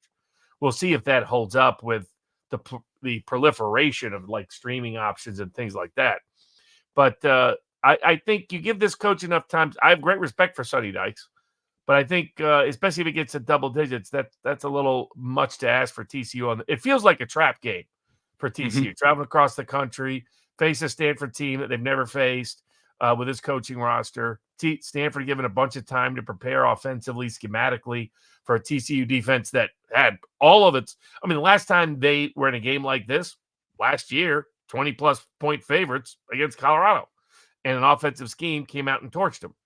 So it's supposed to be better defensively, but I'll take my lean will be towards Stanford on this one. Yeah, and like you were saying, Robert, so to start the season last year, obviously they had a bunch of time to prepare. They put up in Hawaii, they put up 37 points, and then after they played Oregon, they had a bye week, and then against Colorado, they put up 46. So it does your theory and what you're saying there with when Dykes has time to prepare seems to hold up, and we might be able to expect that from this upcoming game. Cricket, how do you feel about the game? I think this Stanford team is going to be much improved. Only had 6 starters come back for this team last year. Well, coming into this season, they have 18 starters returning. This is a team that can't really benefit as much from the transfer portal because the qualifications to get in this university are so tough. So you can't have just anybody go in there. And a lot of the guys, when they have guys get their degree from Stanford, you usually see those guys leave and go to the portal somewhere else. So it's a team that does struggle in kind of the transfer portal era there, but they do have 18 guys coming back. And I expect them to be a much better team. This feels like a tough spot for TCU. I'm not mad at even a little half-unit sprinkle on the money line for Stanford, but I definitely think the 9.5 is far too many. I don't think this line should probably be over a touchdown, given what we saw early on from TCU last year in that Colorado game. They can get in trouble with teams like this here. And like I said, with all the experience coming back for Stanford in this one, it just feels like that line is too high for me right there. And I do like Stanford plus the 9.5, and I'm not even mad at your little half-unit sprinkle on the money line in this one. Yeah. All right. Shout out to AK Millie Goats. What up, buddy? He says North Dakota State is 9-4 against. He meant to say FBS. If Colorado's weakness is the line, North Dakota State can control the pace. If Colorado doesn't get out to a lead, North Dakota State runs the ball. I may look at under and North Dakota State covering. Okay. All right. Yeah, that's probably a good correlation there. Mm-hmm. Yeah, exactly. Because I bet North Dakota State this about a month ago now, I guess. And I do like that, man. That's a giant killer. Always got to be careful with that team. Mm-hmm. Well, next game, was complaining about it. He's like, can we please schedule a Patsy, not North Dakota State? Right. Give me the Portland States of the world. That's who my Cougs get. And that's the one time I'll lay 30 points with the Cougs because they always seem to have Portland State's number. Outside of that, I don't trust them. I hate them. Clemson, Georgia. I know our buddy CU. He's not in the chat, but he's been talking about this game for months. Let's dive into it. This one's going to be one of the bigger games. And I love this because I do work this Saturday. And Georgia here is that's this Saturday. I don't work this Saturday. So I get to sit home and watch this one. But it's a 9 a.m. I love people always say East Coast is the best. I love being on the West Coast because we get 9 a.m. football on Saturday. We get 10 a.m. NFL football, and Sunday night football ends at like 8:30. What's that like, man? I don't even know what that's like, bro. It's amazing. I love it. But Georgia, Clemson, one of the bigger games of this weekend. I'm so curious about Georgia here because they're Georgia, right? They've only lost to Nick Saban in the last 4 years. I think 2019 was the last time they lost to a non-Nick Saban coach team. Yeah, and they obviously have all the talent. They're the favorite, preseason number ones, and they deserve it. But they've had all those off-season issues with players getting suspended. I don't know. I haven't really dove into how important a lot of those players are, and I know they're filled with talent, so just plug and play. But how do we feel about 13-point home favorites, Robert? Yeah, well, it's technically it's a neutral site, though. It's in Atlanta, so it depends on how you look at it. But Home favorite. because it's in it's here's where I think neutral site matters. It's because if this game was in Athens, it'd be 5% Clemson fans. In Atlanta, given how short a distance that is, and Clemson recruits Atlanta very heavily, it'll be at least a third, I think, Clemson fans in that game. So it won't be as lopsided in terms of the refereeing and officiating. The public, I assume, is still on Georgia. At least it's been that way all off season, ever since they posted this line. It hit 14 briefly and immediately dropped back because there were people sitting on betting Clemson, waiting for it to hit 14. And every time it does, they bet Clemson. So if you're waiting on 14, you can try. The public, I think, will stay in on Georgia. Georgia is everybody's preseason favorite to win the national title, the biggest preseason favorite in the odds markets to win the national title. And I get it. Now, Georgia's not number one in talent. They're number two in talent. They're behind Alabama. And Ohio State's right there, right on their heels. Georgia has benefited from the East Division being weak for several years now. They're no longer in that East Division. There is no divisions left in the SEC. Now they got to go to Alabama. They got to go to Texas. I think all the hype on Georgia, I get we're back in the playoff system, and the assumption is that even if Georgia drops those two games, they'll be in the playoffs. I wouldn't necessarily bet on that myself. So there's a lot of, how do you win a national title game if you're not even in the playoffs? So I like Georgia, but I don't think they are quite as dominant as people seem to be thinking in the betting markets. And I get people being down on Clemson. In the transfer portal era, they're a very good team. They haven't been an elite team. And part of that was always going to happen because he was overachieving in recruiting. Clemson should have a top 15 recruiting class. It should not have a top 5 recruiting class. There's not enough. Clemson's utility is it's close enough to Atlanta to really dip into North Georgia. But you're competing with everybody in North Georgia. You're competing with Tennessee in North Georgia. You're competing with Alabama in North Georgia. You're competing with Auburn in North Georgia. And, of course, you're competing with Georgia in North Georgia. So when you look at it from a recruiting ranking perspective, Clemson should be a 15th to 20th ranked program, which is historically outside of Dabo Swinney what they've been. And I think some Clemson fans underappreciate how extraordinary Dabo's successes at Clemson have been. He kept landing on quarterback after quarterback after quarterback, running back after running back after running back. I mean, he always had trouble with depth, but he was getting NFL guys and beating out Nick Saban for those NFL guys. It was an incredible run. So of course they were going to take more of a step back, but they're still, if you look at their talent, a top 15 program. And here you can make an argument for Dabo not being involved in the transfer portal. He knows exactly what he's got coming in this year because these are development players that he recruited out of high school that have been there several years in the program. So he's not like the Florida State coach who thinks he has the best offensive and defensive lines in the country and then finds out from the nerds that he doesn't.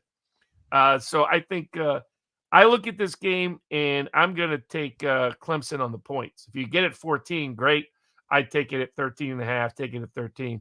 I think Clemson surprises some people. We'll see if in the second year of their offensive system can click. They've got some young, very super talented freshmen.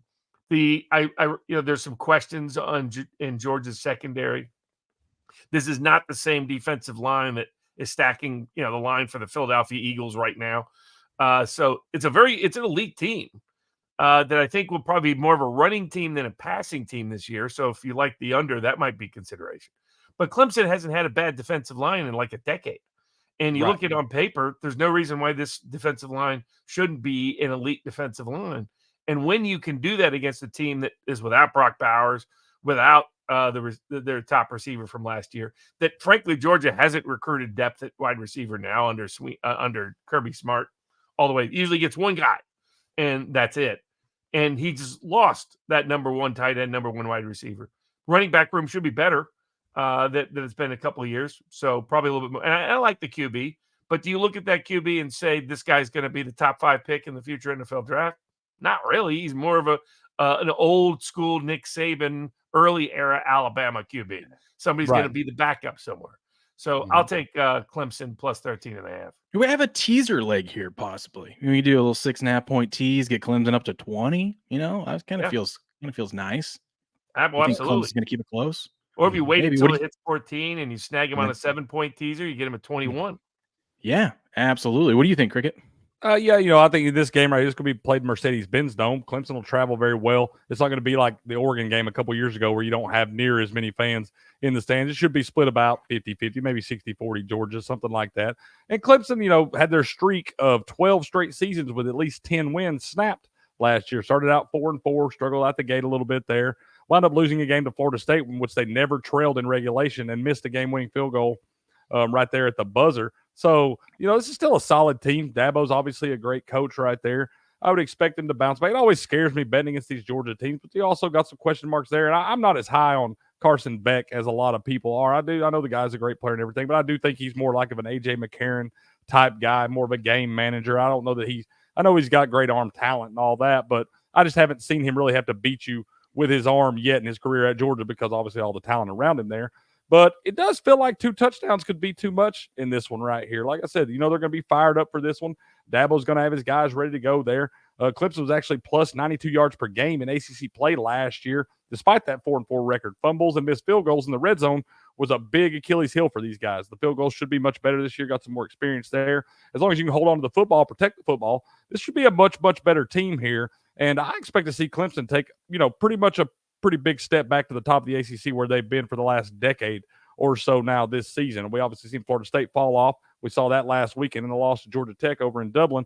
So I think Clemson, I think it's a tall task to expect them to get a win in this game right here against the Georgia team that everybody expects to hoist the trophy in the end. But 13.5 feels like it could be too many points right here in this game. So I think I'm leaning Clemson as well. I think I'm there with you guys. I'll probably end up teasing that one. But part of me is just like, I'm just going to probably stay back and just watch this game because I wouldn't be surprised if it's like 28-0 at half and Georgia's just dominating, because it is Georgia, right? I mean, like I've seen this story before. Yeah. There's better bets I think I can find throughout the week and I could just sit back and enjoy a good football game, hopefully a good football game. But they beat an Oregon team 49-3 a couple seasons ago. That was a pretty daggum good Oregon team. Yes. Oh, yeah. I want to skip ahead to one game because you guys are going to have to I got about 25-ish more minutes and then I got to head out, but you guys will continue the show. But I want to talk about Miami and Florida because there's been a lot of hype around Miami, right? This off season. I feel like we see this every single year. Everyone gets all excited and drinks Kool-Aid that Miami's back. But one reason why I'm curious about it too is everyone's hyping up Cam Ward, and that was my quarterback last year. And listen, he's fun, he's flashy, but I honestly think the guy's not that great of a quarterback. If you watch him, he holds the ball down way too much. And then when it's like 3rd and 12, can he make a play? Absolutely. He can scramble around, but sometimes he gets in his own head and he tries to do too much. And more times than not, he ends up making a bad play. Just from me watching him last year, because granted, he was playing for the Cougs and we're not that great of a team, but still you could just see some of those instincts he has is if he can't hit his first read, he wants to improvise and trying to scramble around and make something happen. And sometimes he gets a little too cute, especially when the game's on the line.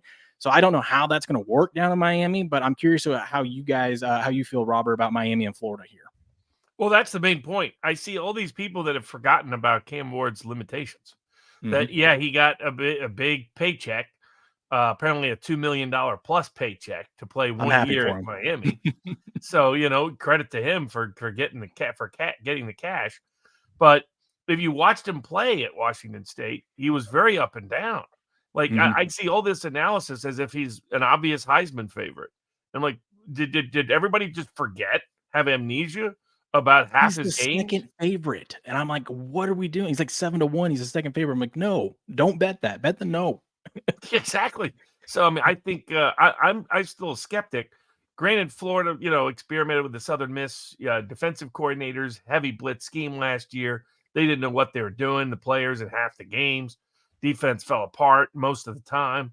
So I can get where he brings in another older veteran to try to balance out the defensive coordinator, co-defensive coordinator jobs to see if they can come up with some sort of balance. He won't be on the hot seat just because of how tough the schedule is. But if he loses to Miami in the first game of the year, he will be on the hot seat because you can't lose to your in-state rival in Gainesville, given that he has almost no equity built up there in Gainesville. And the president that was part of the whole president's gone, the former senator who took over, senator from Nebraska. Now there's a scandal about the Florida president. He was hiring all his buddies at fat contracts. Well, what do you think you're going to get when you hire somebody from Washington, D.C. to run your university? But I liked this coach when he was at Florida coach, when he was at UL Lafayette. Miami, Mario Cristobal, great recruiter, has hired some great coordinators this season, but this is the guy that single-handedly loses you a game every single year. I mean, forgetting to have the quarterback kneel down. How do you do that 3 different times in your college football career, like Mario Cristobal did? How does that happen once, let alone 3 times? I know it's just astounding. And so it's like, I'm supposed to trust this guy on the road in Gainesville. And it's another game where you'll see all these prognosticators in press say, oh, this is the most talented Miami team. Well, I'll tell you right now, on paper, Florida's got more talent than Miami, and they're playing at home. I mean, at least from a recruiting ranking perspective, most recruiting rankings have Florida's existing roster more talented than Miami. It's like, and it's amazing the convenient memory, selective memory you're seeing. I call it memento memory after the movie Memento. Memento. Like, they'll highlight Miami's incoming transfers in the receiving core. I was like, but when they talk about Georgia, they'll talk about Georgia getting Miami's best receiver. It's like, but somehow when they talk about Miami, they don't mention that Miami lost who they say is their best receiver when they talk about Georgia. So you got a new quarterback in a new offense that has struggled with consistency, playing against a Florida defense that has a lot to prove with a new defensive coordinator and a lot of talent. And then you got Florida's offense. People forget Mertz really was good last year. He was just hurt on and off. Yeah. So yes, they lost Etienne to Georgia as a running back, but they got a decent running back room. And that former UL Lafayette coach has never struggled to run the ball wherever he's been. So if Mertz does at least, I get Percival's in the 49ers camp, but the young creative freshman they had last year before he got banged up showed real potential. So I'll take Florida catching points there in the Swamp. Okay. A quick funny story about that, Cricket. When I was in high school, we were so bad that I was a freshman and I was the starting quarterback for the varsity team. That's how bad we were. We won one game, and I was so used to us being so terrible and having to spike the ball at the end of the game that when I was supposed to knee it because we were leading and knee out the clock, that I instinctively spiked it on accident. My coach was pissed because then we actually had to convert the 4th down instead of just kneeing out the game. So I get how you can have a little mental lapse, but also I wasn't a college football head coach, but I get it happens every now and then. But Cricket, how do you feel about this game? Miami there started strong last year, 4-0, got as high as number 17 in the AP poll, and then had that debacle against Georgia Tech where they could have just taken a knee. They had a 453-yard to 174-yard advantage in that game and still managed to lose it on a Hail Mary there. And then you've seen them, they played well, wound up beating the Clemson team last year, but then had some struggles in a couple games. They had no business losing right there. And Mario Cristobal is the biggest question for me. You bring in all the new guys. They got Damian Martinez, a running back from Oregon State, to go along with Cam Ward there. Pick up a guy like Zach Carpenter at center to come in, and C.J. Clark on the defensive line. So they did well in the portal, and like Robert said, Cristobal is a great recruiter and does this well, but can he put those pieces together throughout the course of a game? Florida's going to be a much better team this year. This is a team that I do like their win total to go over, sitting at 5.5 right now. I expect them, they're coming off a 5-7 season again, but a plethora of talent down there. You got a solid quarterback that's a veteran guy that's played a lot of big-time football at 2 different universities now. Billy Napier is a great coach. He's been able to he can do a lot with a little in spots, and it's hard to win in the SEC. He's in year 3 now, should be primed and have all his systems in place. His whole everything that he wants to do with that program should be coming together at this point right here. So I think 5.5 wins for this team is way too low. I feel like this is way closer to probably an 8. Possibly if they can steal a game here and there. They only have 4 true road games this year. Play Georgia at a neutral site in Jacksonville, so only 4 true road games. So a pretty favorable schedule there. If they can handle business in the Swamp, this could be a team that really surprises the folks this year. And I think 5.5 is far too low on that win total. So Miami better come out ready to play, or it's going to be you're going to hear a lot of real upset Hurricane fans early on in this thing. But I think Florida definitely at home right there catching points. This should be closer to a pick in my opinion. So I'll take the 2.5 for Florida as well. Yeah, I think everybody's talking about Florida having the toughest schedule in modern college football history is making assumptions about the quality of LSU, the quality of Ole Miss, the quality of Miami that I think are not well grounded if you look under the hood. I agree. I think I might have found another teaser leg too. So, I mean, we'll get those I love points that up. as a teaser leg. Get that up to 9. Yeah. Okay. Next big game, Notre Dame and Texas A&M. I'm curious about this one. Now the line has moved. Notre Dame did, I think it was their starting left tackle, got injured. Yep. He's not going to be in this game, so that was huge news. But I saw a lot of people that I respect in the sports betting world that were all over Texas A&M, and as you can see, back when this line was like 1 or under 3. Yeah, and we can see we got sharp money and big money and 89% of the money on Texas A&M. I usually don't like to pile on that side, especially now that it's 3. So I'll probably be out on this one. But Robert, how are we feeling about Notre Dame? It seems like a lot of people are anti-Notre Dame this season. Even though they're probably going to win, they're only going to lose 2 games and find themselves in the playoff because it's 12 teams now. Yeah, it's because they're not in the either the Big Ten or the SEC, so they don't have a brutal schedule. Stanford's been a little bit down, USC's been a little bit down, and that has impaired the quality of their opponents. But you got to give them credit for traveling to one of the toughest places to play there in the Aggie land in the 12th man. People are making a lot of assumptions about Elko. It's like they think Elko is going to get there and immediately turn this program into a defensive juggernaut. It's not going to have the inconsistency it's been riddled with now under Jimbo Fisher and his predecessor, Summerlin and other guys. I mean, that A&M has just not been consistent since Gene Stallings was on the sideline. People forget the old Alabama to A&M connection going all the way back to Bear Bryant days. That's when A&M has been successful. Otherwise, they've been a hit or miss team, up and down team. And you look at the Irish, I mean, they bring in Riley Leonard from Duke. I think they'll give them stability. I mean, the reality is last year, the quarterback experiment didn't quite work as well. I think you look at this coaching staff, it's a defensive coaching staff. I think they're going to be better with a run-oriented offense than they are pass-oriented offense. It better fits who they are systematically and schematically, and they bring back the LSU offensive coordinator who did a great job with Jaden Daniels. So, I mean, I look at talent, and Notre Dame has a slight edge here. So I get if A&M was a 3-point dog at home, then I would be on A&M. But now they're a 3-point favorite at home, and the public's pouring money in as if that Connor Wegman's just going to turn. I mean, he's played how many games that guy managed to stay standing up. So I'm not quite sold that Elko will have an immediate turnaround. I have a lot of respect for him. The other factor is look at these defensive coordinators that become head coaches. Look at Purdy, Tennessee, some other places. Often they don't work as head coaches. They're often great as coordinators. And when they're no longer calling the defense, their defensive skill set tends not to matter so much. And I think there's assumptions there. So now that I had planned on thinking I was going to get A&M, I was hoping, earlier in the year, A&M might even get 3 and a hook with a lot of hype around Notre Dame. Now there's been too much hype the other way. Yes, Notre Dame has some young players on their offensive line, but they're talented players on that offensive line. A&M has some talent in that defensive front. I'm still not sold on their secondary. I'm not sold on their wide receivers. I mean, Evan Stewart's gone, and he's up in Eugene now. He, too, was looking for a paycheck, and somehow the Aggies managed not to give him one. I don't know how, because he was their best wide receiver. Like they ain't got no money down there. Yeah, exactly. But they're paying Jimbo. Maybe it's because of Jimbo. They'll be paying Jimbo for like 20 years. That's right. Don't give a guy a $110 million buyout. Just FYI. But it's fair. I didn't plan on it, but now that it's a field goal, and I'm thinking it might even sneak up to 3.5, given where the public is trending, I'll take the Fighting Irish and the Catholics down there in Aggie land.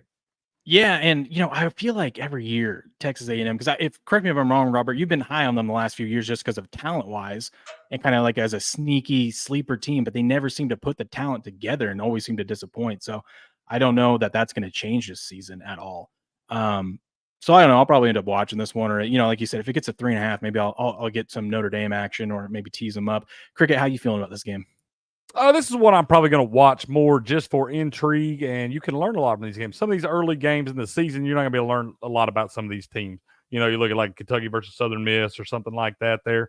But you look at the games like the Clemson, the Georgias, the Miami, Floridas, this one right here, Notre Dame and Texas A&M. You learn a lot about both of these teams. You're going to see all this stuff you've been hearing for the last 3 or 4 months come together and how they can put it together for a body of work on the field there. So I'm going to be watching this one more for what I'm going to do with these teams going forward there. But I do feel like Notre Dame getting 3 right there. I'm with Robert. I think this should be flipped the other way around. Notre Dame being slightly favorite with all the question marks for A&M. Love Mike Elko. Love what he was able to do at Duke. Got a lot out of a little up there. Now he's going to be – and another thing, too, you got to remember, his quarterback last year, Duke Riley Leonard, is now the quarterback at Notre Dame.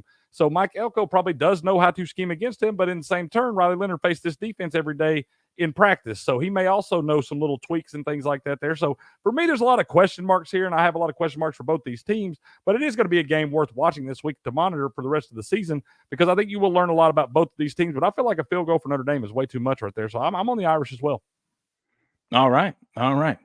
Okay. So I'm gonna have to bounce out of here, and I'm gonna let Cricket run things from here. But before I head out, I want to share this with you. I gotta go sling some pills, but since we have over 2,000 of you here, I want to promote this new channel that I started. It's called the Uncensored Pharmacist. For those of you that don't know, I am a pharmacist, and I created this channel and we did a couple live streams this last week, and they were pretty successful. I can't believe people actually want to hear about our corrupt and crazy healthcare system. But I created this channel because give me an outlet to vent on some things, but also I feel like our healthcare system is so screwed up, but my generation, especially the younger generation, don't understand exactly what's going on, and we need to talk about it. So you do know, so that I mean, why would they though? Why would you understand? You're young, right? You don't have to worry about it. You don't really care about your health premiums, or you don't worry about it until you actually need your healthcare and deal with insurance every single day and whatnot. So Uncensored Pharmacist, I'm going to drop the link in the Rumble chat. Go check it out if that's something that interests you, and we'll talk about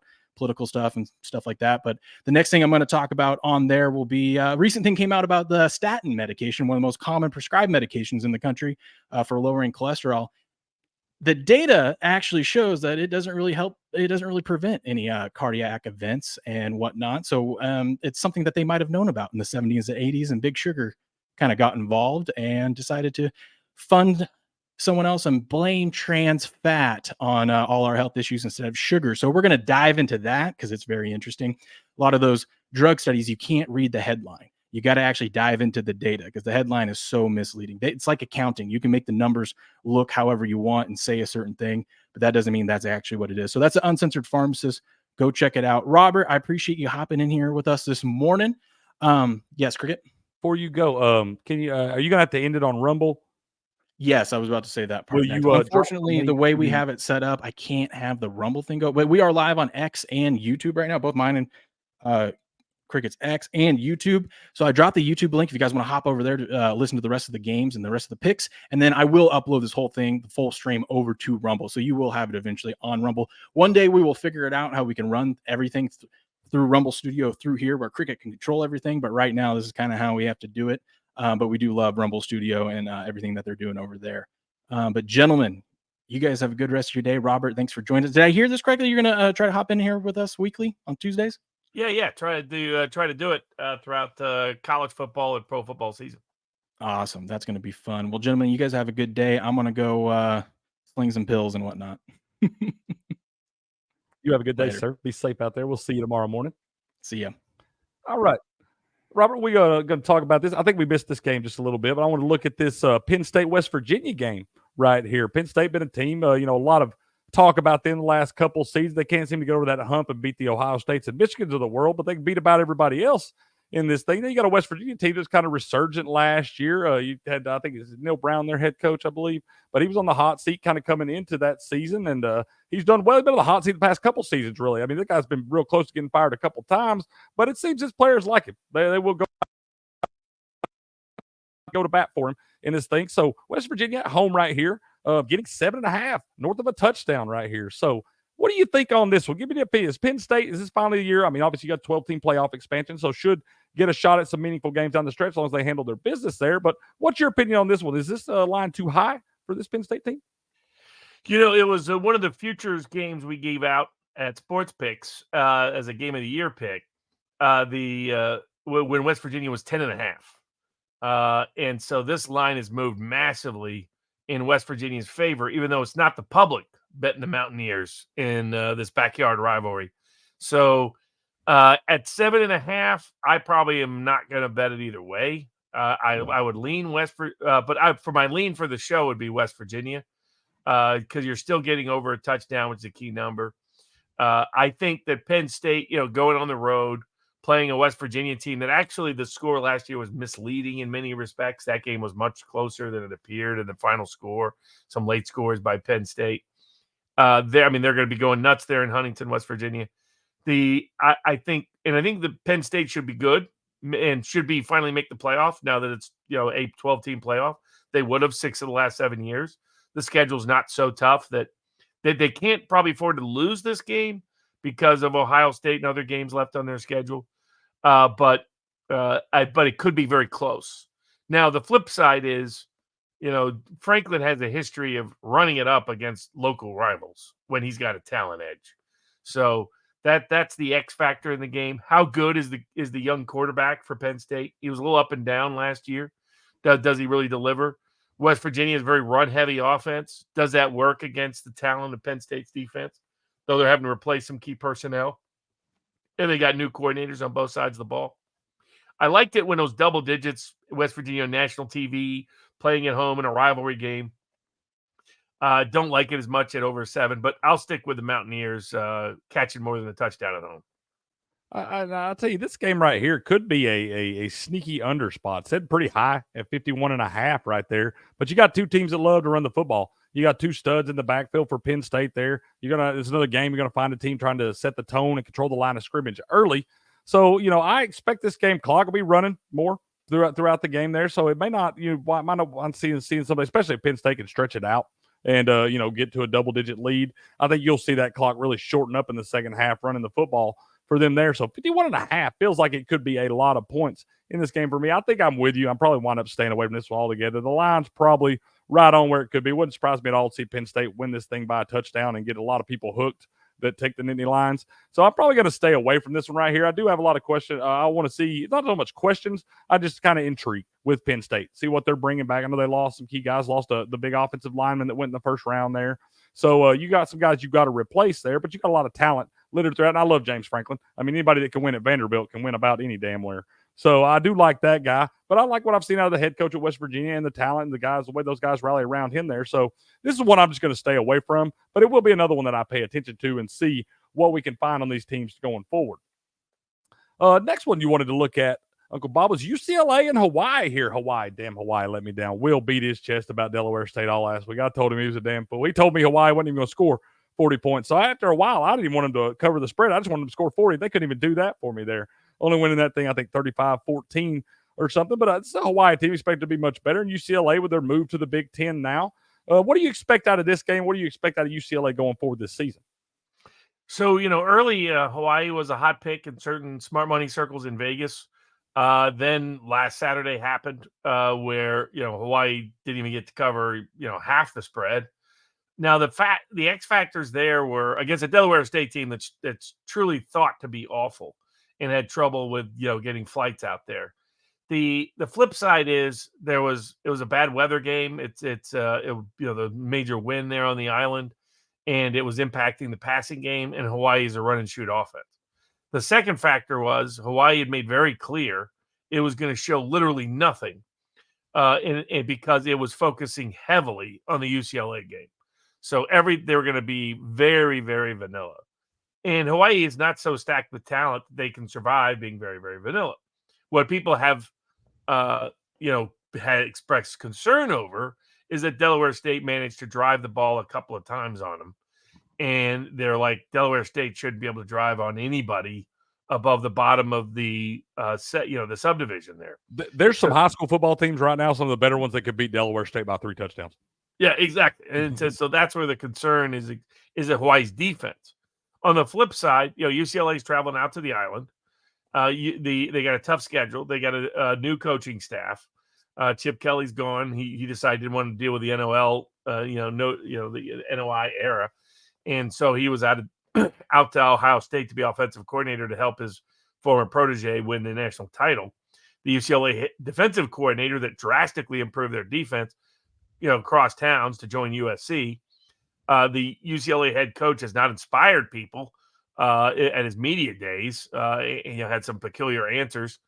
They lost some key personnel in the offseason. Dante Moore, their highly touted quarterback, transfers to be the backup at Oregon rather than start at UCLA. So they lost some key defensive players off that team to the NFL that really upgraded them. And you look at them, they just look really average as a team, and they look like they'll be at the bottom of the Big Ten. And now they got to travel to Hawaii. It's going to be nuts out there on the island. The crowd's going to be crazy. Fans are going to be going berserk. The Hawaii players have spent the entire offseason looking forward to just this game. Mm-hmm. Now, teams teams that haven't played yet in week one against a team that has played in week one, generally that has favored the team that has not played because they've got no video footage on them, and there is video footage on the other, though you had to do $70 pay-per-view to see the Hawaii game. Right. But Hawaii didn't show anything. So I don't know if that really matters at all. They played as vanilla as they possibly. It was designed to be a misleading game so that they could trap UCLA. And this has been one of those overreaction week 0 deals, where this line was trending down and now it's trending back up. In some cases, over crossing that key threshold number of 214, and different places you can get 14.5. The money is pouring in on the UCLA because of skepticism about Hawaii from week one. And probably because a bunch of people chasing their losses during the race. People had Florida State and had Montana State and had SMU, maybe even had them teased down a little bit, maybe had them in some parlays. They all got crushed. So they always chase Hawaii as the late night game. And they're like, surely they're going to run it up on this Delaware State school, not checking the schedule, not checking the weather, not checking the wind, and not checking the coaching staff, which had been saying all offseason they were going to do nothing in the Delaware State game at all. Right. So I like Hawaii catching 14 or more. That will be my lean of the game. That's what I'm thinking. You also got the fact that you got to remember these are still 18 to 22-year-old kids. You're going down to Hawaii to hang out at UCLA. Delaware State wound up not getting in until they had some flight delays and all that stuff there. So they didn't really get to enjoy the full experience. But UCLA will probably go down, on Thursday or something like that and be there for a couple days. And are they really focused on this game? A game you should win. You're 2 touchdown favorites. You've made the move to the Big Ten and all that. I'll tell you right now, I think that, I know UCLA and USC were the first ones to jump, and then Oregon and Washington followed suit there. But I think of the 4 teams, those 4 teams, I think UCLA and USC might be the ones that regret their move to the Big Ten much more than Oregon and Washington. I think Oregon and Washington's style of play and the talent disparity there, I think will benefit them much more in the Big Ten than it will the USC's and UCLA's here. So I just feel like this is too many points. I think, like you said, a lot of people are going to look at what Hawaii did last week against Delaware State and expect UCLA with such a talent advantage to come in and blow the doors off. But you got to remember, there's a lot of other things going on. First game of the year, you got jitters, all that different stuff. You've been building up for this for months. You can be too hype in football. You can be too focused in some spots to where you overthink it a little bit and wind up making some key mistakes there. And, Hawaii comes out and winds up putting up a 7-10 point lead early on, and UCLA now all of a sudden then buttholes start to tighten up a little bit, and you're battling back the whole game, trying to get back in this thing. So it could be hard for them to be able to cover a 2-touchdown spread right there if that happens. And I think this is going to be too many points with all the extra stuff going on around this game right here. And you talk about Hawaii being hyped up for this one for probably over a year now for these guys seeing this one on the schedule. So I think that's going to be too many points right there. And a lot of people are going to try to, like you said, recover their tough Saturday with a late-night Hawaii game. And I'm telling y'all need to stay away from that stuff because that'll get you in trouble way more times than it won't. I promise you, those games don't always go over like you think they will. So just be careful with that one right there. This is another one for me, probably ultimately a stay-away game.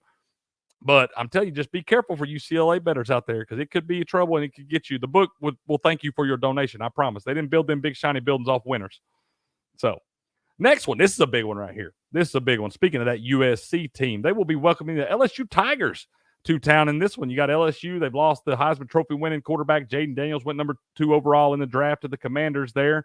You got a USC team with a lot of question marks. Also lost their quarterback, number 1 overall in the draft, in Caleb Williams there. So you got 2 new signal callers coming into this game. And LSU got to travel across the country, play out in L.A. in a big-time market and all that stuff. What you think on this one? I think that I've seen this line here, and I feel like I think it's sitting. The last I saw it was 4.5. USC is getting it's 4 now. It's gone down since yesterday. So USC plus 4 at home, minus 108 there. You got a total of 64 high total in this one. Plus 154 on the money line for the Trojans. What do you think of this one? I think that I was leaning USC yesterday when I saw it at 4.5. Now I'm seeing that line go down the other way. It makes me feel even better about it. This might be another one. I might put a full unit on the Trojans on the money line here. I think LSU's going to take a little step back here. They lost a lot. What do you think in this one, Bob? Well, it was another bet that we gave out early at Sports Picks when the game of the year or various first week games lines were posted. And USC was plus 7 playing here in Las Vegas at the new Allegiant Stadium from a couple of years ago, the Raiders Stadium. So LSU is crossing the country a lot more than USC is, but I'm sure LSU's fans will probably even travel better than USC's fans. USC fans. This is neutral site. Yeah, neutral site. Allegiant Stadium. Okay, my bad, but it's still some travel there, but definitely a difference. Yeah, I mean, on paper, USC should be more of a home favorite, given that this is a half day's drive, not a half a day's plane ride. Right. But it's LSU and it's Las Vegas. So, you combine the two, it'll probably be more LSU fans than USC fans in the crowd. Probably. But the Bayou Bengals, there's a reason why this line is moved the way it is. So you look at it from a talent perspective, USC is just as talented as LSU. So the game, USC never should have been catching points in the first place, is my opinion. And you look at LSU, they lose Jaden Daniels, who set records for his rushing success. And the new quarterback can't run the ball at all. And then their top 2 wide receivers are going to be probably playing on Sundays, not just on Sunday rosters, but 2 of the best rookies in the league. Mm-hmm. And it's like, how do you lose your all-time quarterback or one of your all-time quarterbacks and your top 2 wide receivers and not expect a major step back offensively? Right. When you don't have those kind of personnel talent-wise replacing them. I mean, still great offensive line, but weaker elsewhere. Way weaker elsewhere. And then defense, this was one of the worst defenses in college football last year. And all they did is change coordinators. They really didn't upgrade the talent at all. And so it's like, why are they going to suddenly be better? So I see an LSU team that's being way overhyped coming into the season. That people are just kind of ignoring their huge glaring weaknesses and limitations and hoping a new defensive coordinator will magically fix the defense and hoping that the offense doesn't take a major step back despite losing their quarterback, their coordinator, and their top 2 skill position players on the outside. Then on the flip side, you have USC. I think people are thinking, oh, Caleb Williams is gone. That's it. I mean, this is Lincoln Riley. Lincoln Riley's offenses have always been good. Loses Baker Mayfield, still good. Loses Kyler Murray, still good. Loses Jalen Hurts, still good. So why is it suddenly going to lose Caleb Williams and not be good? I mean, he even made Spencer Rattler look like an NFL quarterback in his freshman year. Right. And we've already seen what Moss can do in the bowl game. 6 touchdowns, 300-plus passing yards. Exactly. Receiving core is good. Offensive line is good. Running backs are good. There's some question marks on the offensive line, but I think it will be solid. So, and he really likes to do a complicated RPO offense that if the offensive line is clicking and against this LSU defensive line, it should be, then he always puts up points if that works. So the flip side is USC's defense has been bad. But by the way, USC's defense was still not as bad as LSU's was last year. And you people forget that too. Defensive coaching changes. LSU is banking on a guy that briefly coached in Missouri. Maybe he's good, maybe he's not. USC not only brought in the great success at the UCLA coach that turned that defense around, but I mean, they have some of the best defensive position coaches in all of college football. Mm-hmm. Now, there's a question mark about whether Lincoln Riley's practice style, namely that he wants the offense to be executing on its timing plays to such a degree he limits defensive contact, that whether or not that's why, wherever he's been, his defenses have been subpar, not just poor defensive coordinator or missing on talent. We'll see, because the defense should be better. But either way, I look at this, there's every reason to believe the USC offense will be better than LSU's offense, and every reason to believe USC's defense will be better than LSU's defense. I look at coaching top to bottom, and I like USC better. And I look at the game being played effectively on West Coast time out in Vegas. And I look at what's coming back versus what's missing. And I think the wrong team is favored. I would favor USC by a field goal. So I'm definitely taking the Trojans, even at the lower line of +4. And I agree with you. I see you over there in the YouTube chat, Super James. I was thinking about you yesterday, man. Been missing you in here. So hope all's well with you, sir. But yeah, you talk about replacing a guy like Jaden Daniels, the first FBS player ever, I think, to throw for 12,000 yards and rush for 3,000 yards. That's a whole lot of productivity. And then you take his top receiver there, Malik Neighbors, who was also a top 10 pick to the New York Giants. And that is a lot of production you got to replace immediately right there. And I've been watching these lines and these games that are played in Vegas. And now that I know this one is being played in Vegas, that makes me kind of my ears perk up a little bit, because I feel like on these games that are played in Allegiant Stadium, Vegas is pretty on point with these line movements. They don't tend to miss these by much there. They know there's going to be a lot of people, a lot of fans in town betting on the game on site and all of that stuff. There's going to be a lot of action on this game right here. So they tend to focus on these lines pretty good. You know, they're going to miss these right here. So I think you got to be real careful when you see a line that was sitting around a touchdown and now it's come down 3 points in favor of the Trojans. You got to be real careful in that spot. And I love USC in this game, and I'm seeing the line continue to move that way. I think you go ahead and hop on it because it may move down more closer to a field goal there. So go ahead and get it right now at +4. Take the extra point. That way, if they do wind up getting beat by a field goal, you still get your win in that thing instead of the push. But I think it may go down another half point to a point by the time we get the kickoff on Saturday, or excuse me, Sunday. This is a Sunday game. It's be Sunday night. But yeah, I think that I love USC right here. This might be my top pick of the weekend in this spot. So probably sprinkle a little on the money line. You could also tease them up to 11. Oh, I love all of those. I love all of them. I'm putting a full unit on the money line, a full unit on the spread, and then you go ahead and get your teaser leg there. We've gave y'all a few good teaser legs in this spot for this weekend. So make sure and look at all that stuff, guys. There's a lot of different ways you can bet these games, and a lot of different ways you can be profitable in these things. So then the last one, you want to talk about one more we got in here. We got to talk about for all these Monday night college football. Man, we love that. Love Monday night college football. But there are a lot of people that probably chomping at the bit to get back on the field after Florida State had their little debacle last weekend. It did not look very good against the Georgia Tech team. We expect to be a lot better. It looked better down the back half of the stretch last season there. You got the weird travel over to Dublin and all that stuff going on. That's always a weird deal there. But they did not come out and handle business. I mean, they were, 10.5-point favorites, I think is what it closed at, and wound up losing straight up by a last-second field goal there. I think a 44-yard field goal that came through for Georgia Tech to get the 24-21 win. But is Florida State in a bounce-back spot? It's a Boston College team that, I think, is it Bill O'Brien that's up there now, the head coach? So we love that guy. We know what his, track record in coaching at all different levels there. So this guy knows a lot about football. He's got some talent up there at Boston College coming back for him this season. So is this could God forbid, but could the Florida State Seminoles start out 0-2 in this thing? Well, this is another game that at Sports Picks we gave out early when Boston College was +22, +23.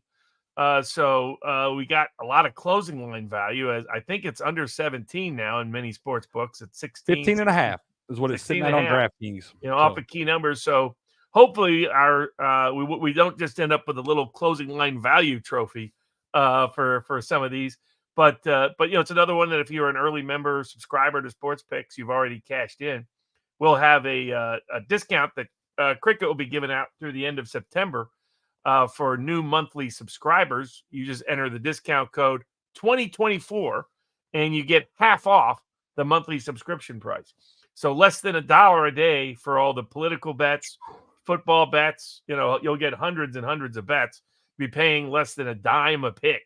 Best value in sports handicapping, isn't it? Oh, without question. Less than 10 cents a pick. Most people charge 10 times or 100 times that amount for picks, and they don't have anywhere near our success rate 3 years in a row turning a profit for Sports Picks members. So great time to get, just discount code 2024. Real simple throughout September. Cricket will be giving it out here on the show the rest of the month. But I look at this as an overreaction. So I was betting against the Noles. I gave out Boston College when it was close to +23, but now under 17, I think is too much. I mean, first you got Bill O'Brien has a running quarterback. Is he going to try to convert him into a passer? Because he's not a good passer. If he tries to pretend he's Deshaun Watson, it's the old Deshaun Watson, not the current Deshaun Watson. Right. They got to go back to getting Deshaun some nice masseuses. It's like Tiger Woods. Tiger was a lot better off when he had all the orgies. He was better than, wasn't he? He sure was. He was a heck of a lot for all the people betting on him. Bring back the orgies for Tiger. He wasn't near as stressed. Exactly. But I wonder about Bill O'Brien's fit with this quarterback. This quarterback's really a running collegiate style quarterback, not a passer. And I'm worried about that aspect. Florida State just got embarrassed on national TV. This was a team that had national title hopes, and now they're battling for their playoff lives early in the year. Boston College's defense does not have a new defensive coordinator to the level of the Georgia Tech's defensive coordinator coming off the Elko coaching tree that had prior success against this Florida State offense. I mean, it's a new defensive coordinator, but we don't know how good he's going to be. And talent-wise, Boston College is a lot weaker than Georgia Tech. Georgia Tech had been snagging some players through the portal, recruiting some guys that just landed one of the top offensive linemen in the country for next year. Very active. Yeah, so they've been in ways at Boston College. There's a reason why the coach fled. The coach fled because the talent level kept going down, down, down. There in Beantown. So for Sports Picks members, we'll have a nice middle in this game. I like Florida State. I'll lean Florida State minus 16.5 because 17 is now you could, if you took Boston College early in the year, 22.5, 23, you threw the key numbers of 17, 20, and 21.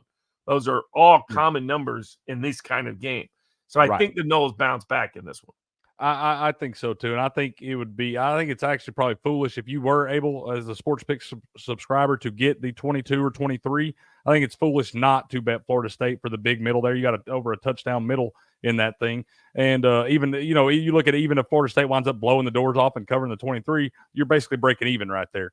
So, and if you can land on that 17 to 20 mark, which is probably where this game's going to land, in my opinion, then you wind up doubling down. You're cashing both of them right there. So I think if you got it at 22 or 23, you got to turn around and bet Florida State now at the minus 15 because that's just too big of a middle. And you've seen it move through all of ththose key numbers like that. And like I said, if you just win one and lose one, you're going to break even right there. But there's a chance to really pile on in this thing. And Florida State, you expect a bounce back.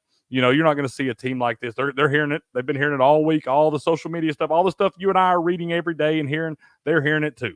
Probably more so. They're probably more focused in on it. You expect DJ to bounce back. That guy, he has games where he comes out and looks like the player they expect him to be when he was coming out of high school as the number one overall quarterback. And then he has games where he looks like he doesn't even belong on the field. He doesn't throw the ball downfield a lot. I think he had something like 9 for 11 or 10 for 12 for like 96 yards with a negative 0.1 air yards in the first half last week. So, I mean, they're not throwing the ball downfield a lot there. But you look at a Boston College team, you should have a huge talent disparity right here. And then you got the chip on your shoulder coming back. No, you can't go fall. I mean, it's bad to say your season's over after week 2. But if they were to lose this game, their season would essentially be over there. You're going to see the fan base fall off. They're going to start calling. We know in college football, it's what have you done for me lately? They don't care about the undefeated season last year. You started 0-2 here, Mike Norvell, that seat's going to warm right back up the way it was before last season. So, yeah. And last but not least, if you like teasers at 16 and a half, you can get them to 10 or under. That might also be another way to cash in on both sides of the line. Absolutely. There's a lot of different, like once again, guys, a lot of different ways you can you can do this and be profitable on this. You can look at team total overs or unders. There, you like under in a game, but you worry about one team being able to put up some points. But Alabama is a team that comes to mind when they're playing a lot of the Western Kentuckys of the world. I kind of like the over in that Western Kentucky game, but just kind of an example. Those smaller teams, a lot of times those teams can't do anything moving the ball against the bigger squads like that. So you look at those teams like, say maybe a Western Kentucky team total under there because they're probably pretty high. Had a good offense last year, but you look at the team total under, and you can even we love to do the anti-correlated parlays around here where we'll take like a team total under, but we'll take the over for the game and something like that because it winds up boosting your odds up pretty good. What you would normally get like maybe a 3 to 4 to 1 on, you wind up getting 9, 10, 11 to 1 in some spots there. So we love the anti-correlated parlays around here, and I think this could be maybe a spot for something like that. there. But I do expect Florida State to bounce back. And like I said, if you've already betted at plus 23, favorite Boston College, you got to bet the middle now too. No doubt. Well, thanks, everybody. Again, if you want to help put the odds in your favor, you can join sportspicks.locals.com. Profitable years back to back to back. One of the most affordable, accessible sports handicapping services out there anywhere. And again, for the month of until the end of September, you can get a monthly subscription at half price with discount code 2024. Absolutely, y'all. You got to take advantage. That's what we like to call closing line value around here. And I promise you will make that money back in one weekend, probably one game in most spots, depending on what your unit size is. And if you do join Sports Picks, you can go into the content section. Some of you may be very new to this. You can go into the content section. We have all kinds of how-to masterclass videos that will teach you how to choose the right sports book, how to navigate this stuff and all that. So go check those out if you're new to this, because we have all that stuff over there at sportspicks.locals.com where we turn the odds in your favor. Uncle Bob, we appreciate you. This is always a great time. I know the chat loves it. So we're going to look like we're going to do this weekly now. Yep. Should be back with the games of the week for college and pro football each week on Tuesdays when I can make it. Looking forward to it. They also can find you, is it Friday nights? It's over on Sports Picks on Locals. You do the betting with Barnes. Yeah, you get exclusive Q&As at I answer every single question at Friday night betting with Barnes, 10 p.m. Eastern time. Sportspicks.locals.com. One of the many benefits to being a part of the service, you get other people's free picks. You can make your own comments. You can make your own picks and suggestions. It's a great, vibrant community. We have a live chat open throughout all season that people are in and out of throughout the weekends, giving out free picks, live picks, etc. So come and join the fun at sportspicks.locals.com. Absolutely. Shout out to all you fine folks in the chat. You know we love y'all out there. All the new faces that came in here to see Robert. We appreciate you guys coming in. Smash that like button. Give us a follow on the channel. We're approaching 6,000 followers now here on the Game On channel. So we got some new content and stuff coming for you guys. But we appreciate you, all of you in the chat. Y'all are the real MVPs. We will be back with y'all bright and early tomorrow morning at 7:30 a.m. Eastern, 4:30 a.m. Pacific for your Sports Morning Espresso Shot, where we cover all the latest and breaking news in the sports world. We'll be looking at some more of the lines for this weekend and all of that. So come back and join us. And Robert, once again, we appreciate you. We'll see you again next week, guys. So come back and see us in the morning. And until next time, good luck, good gambling, and game on.